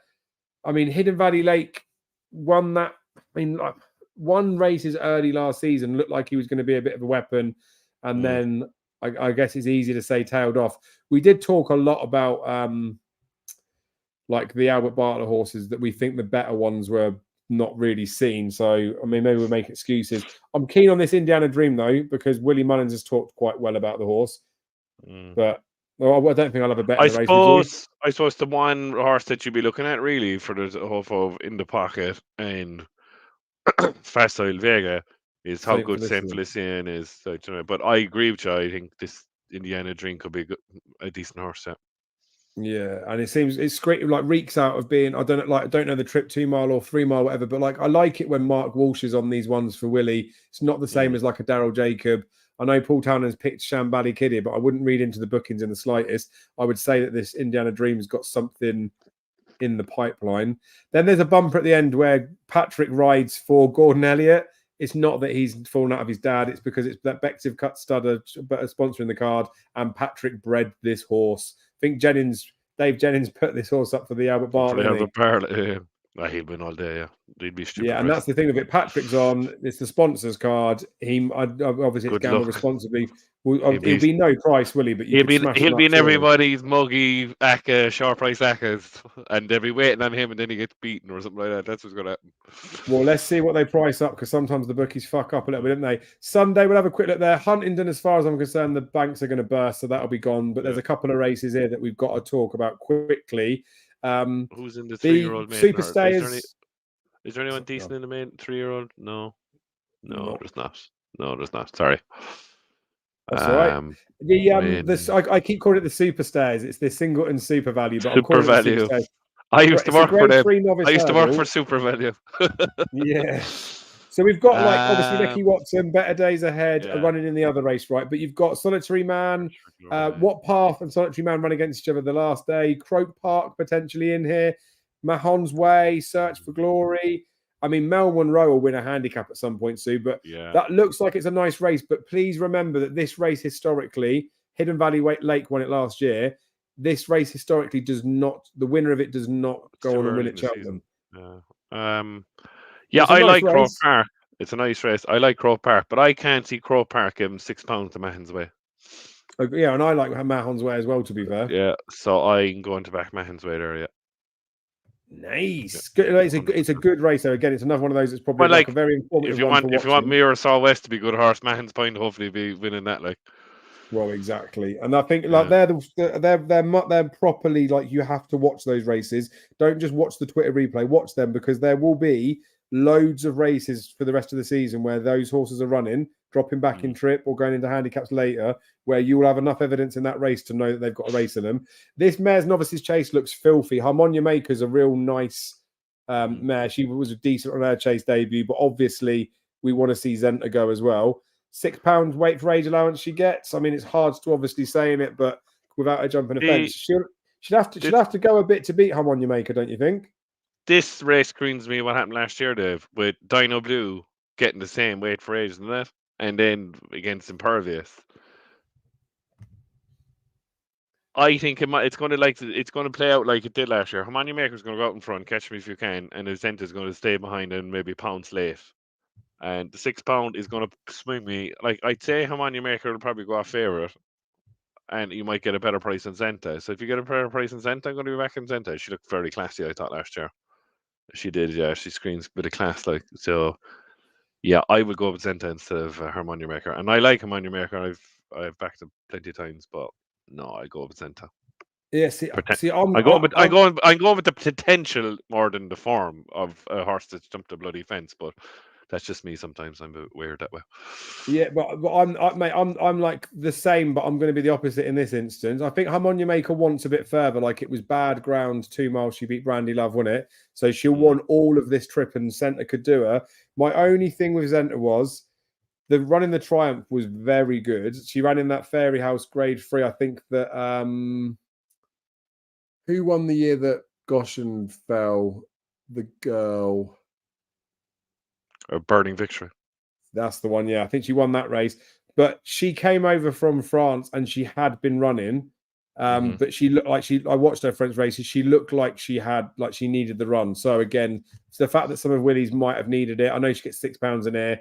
He won't care if she gets beaten a grade 2 first time up and then retains her maiden status for later down the line. But we'll see how the market goes, because I think Harmonia Maker should be favourite. If she was I don't know, a 4 to 6 poker or something, I couldn't bet it. If they're both in there and Harmonia Maker's 2 to 1, then I back Harmonia Maker. But they're risky when you're just betting on price, right? And especially when you don't know what the ground will be like.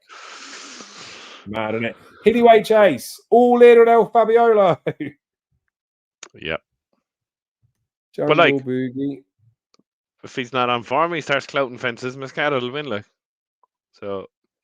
What? Yeah. Give him the stone. He's giving a stone and a bit to Mascada. If he starts belting fences around Cork and he's not fit, Mascada wins, isn't it? So. Okay, so I'm taking that as a bet. You're betting Mascada each way. I might back Mascada without. Yeah.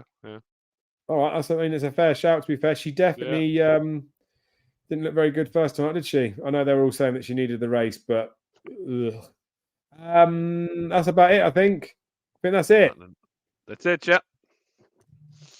Does that remove it? That removes it. Right. Yeah. We've done very well there, mate. We've gone just over 2 hours. I can't believe people were still watching it. But genuinely, you guys, we really appreciate the support from you guys.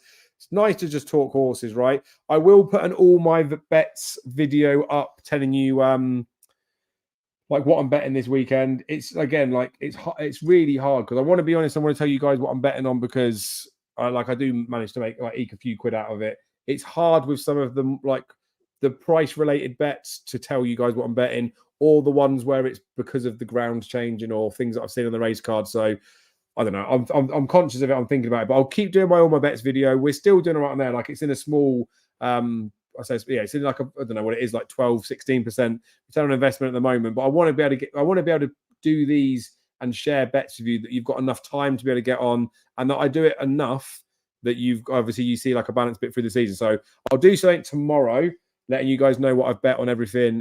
So there's plenty of time for that. Obviously, I'm not doing it to say you have to follow in. I'm not doing it to say you should follow in, but I'm doing it so that you guys know I'm putting my money where my mouth is. And like I say in these previews, when I get really excited about something, if I'm having 25 quid on it, you know that's how excited I am. That's just a normal bet. If I'm having 50 on it, you know I'm getting a bit more excited. And then there will be probably through the season more bets that would be higher stakes. Like I've had a few of them recently, but they're it's hard. You guys will know as well. It's hard 48 hours or 24 hours before to be having your stones on something when the weather's like a watch or when there's like question marks about certain things. So it is what it is, right? But it's not always like this. It's not going to be always sitting at weather forecast. We're going to have some more opinions, especially when we get nearer to Cheltenham. So thank you again for your support. I'll keep telling you what I'm betting until otherwise engaged. Jamie, I really appreciate your time, mate. You've had a busy ass week. You need to go to bed and then just sleep through till Monday. For Ranting and Racing, we'll be back at our normal time, I believe. Is that right? We're back at normal time Monday evening. Yep. Fantastic. And what I will just say now is we've obviously got Christmas coming up. So we'll do next week's Ranting and Racing. We will do the 18th Ranting and Racing. So we'll do the next couple of weeks. Christmas Day. We're not doing Christmas Day. We've also got New Year's Day after, right? So it pains me because I like the fact that we've been consistent and we've been getting lots of stuff out there. But I'm going to call it now. We will not do Ranting and Racing for 2 weeks. We'll do the 11th. We'll do the 18th. We won't do the 25th or New Year's Day. We will be back on the 8th of January, where it'll be all ramping up towards there. But we will still be talking, Jamie. We will be getting some even better content out. Yes, better than this. So watch this space. Between Christmas and New Year, we might be able to get together for a preview. We might do stuff. There'll still be some bits going out. The first week of January, something filthy will drop. I mean, it's happened before. It will happen again. But we will get you some unbelievably good content that separates you guys, the viewers, having the information and your opinions on it from everybody else. There's going to be non-run and no bets striking up real soon, right? The turn of the year. It's a real big, important time of the year, especially for anti-post punting, to start thinking about some of those bets. Because once they start going non-run and no bet, if they all fall in, I know some bookies like Bet365 will give you the option. Lots of bookies take away the option. And if they're forcing you to take a punt on, say, Brave Man's game for Ryanair, when it's non-run and no bet, he'd be priced at 4 or 5 to 1, whereas he's a 20 to 1 poke now. That's not me suggesting that's a bet, but we're gonna get some stuff out there for you guys where we're gonna go through lots of the races and we're gonna be telling you that this is the time to strike and what you might want to get stuck into. Anyway, we're gonna make loads of money. Merry Christmas, everyone. We'll see you on Monday. We'll see you the Monday after. I love it. Look at it. Up the waffle. Go on. We love the content. Honestly, this is the best fucking show in it, and I'm lucky to have you here, JB. Like I say, anytime you're busy, you can't do it. I appreciate that. Like life gets in the way, you never have to feel bad for it, but we really appreciate you being on. You're the boy. So good night. Right. God bless. Good luck. And any parting comments for the viewers? See you next week.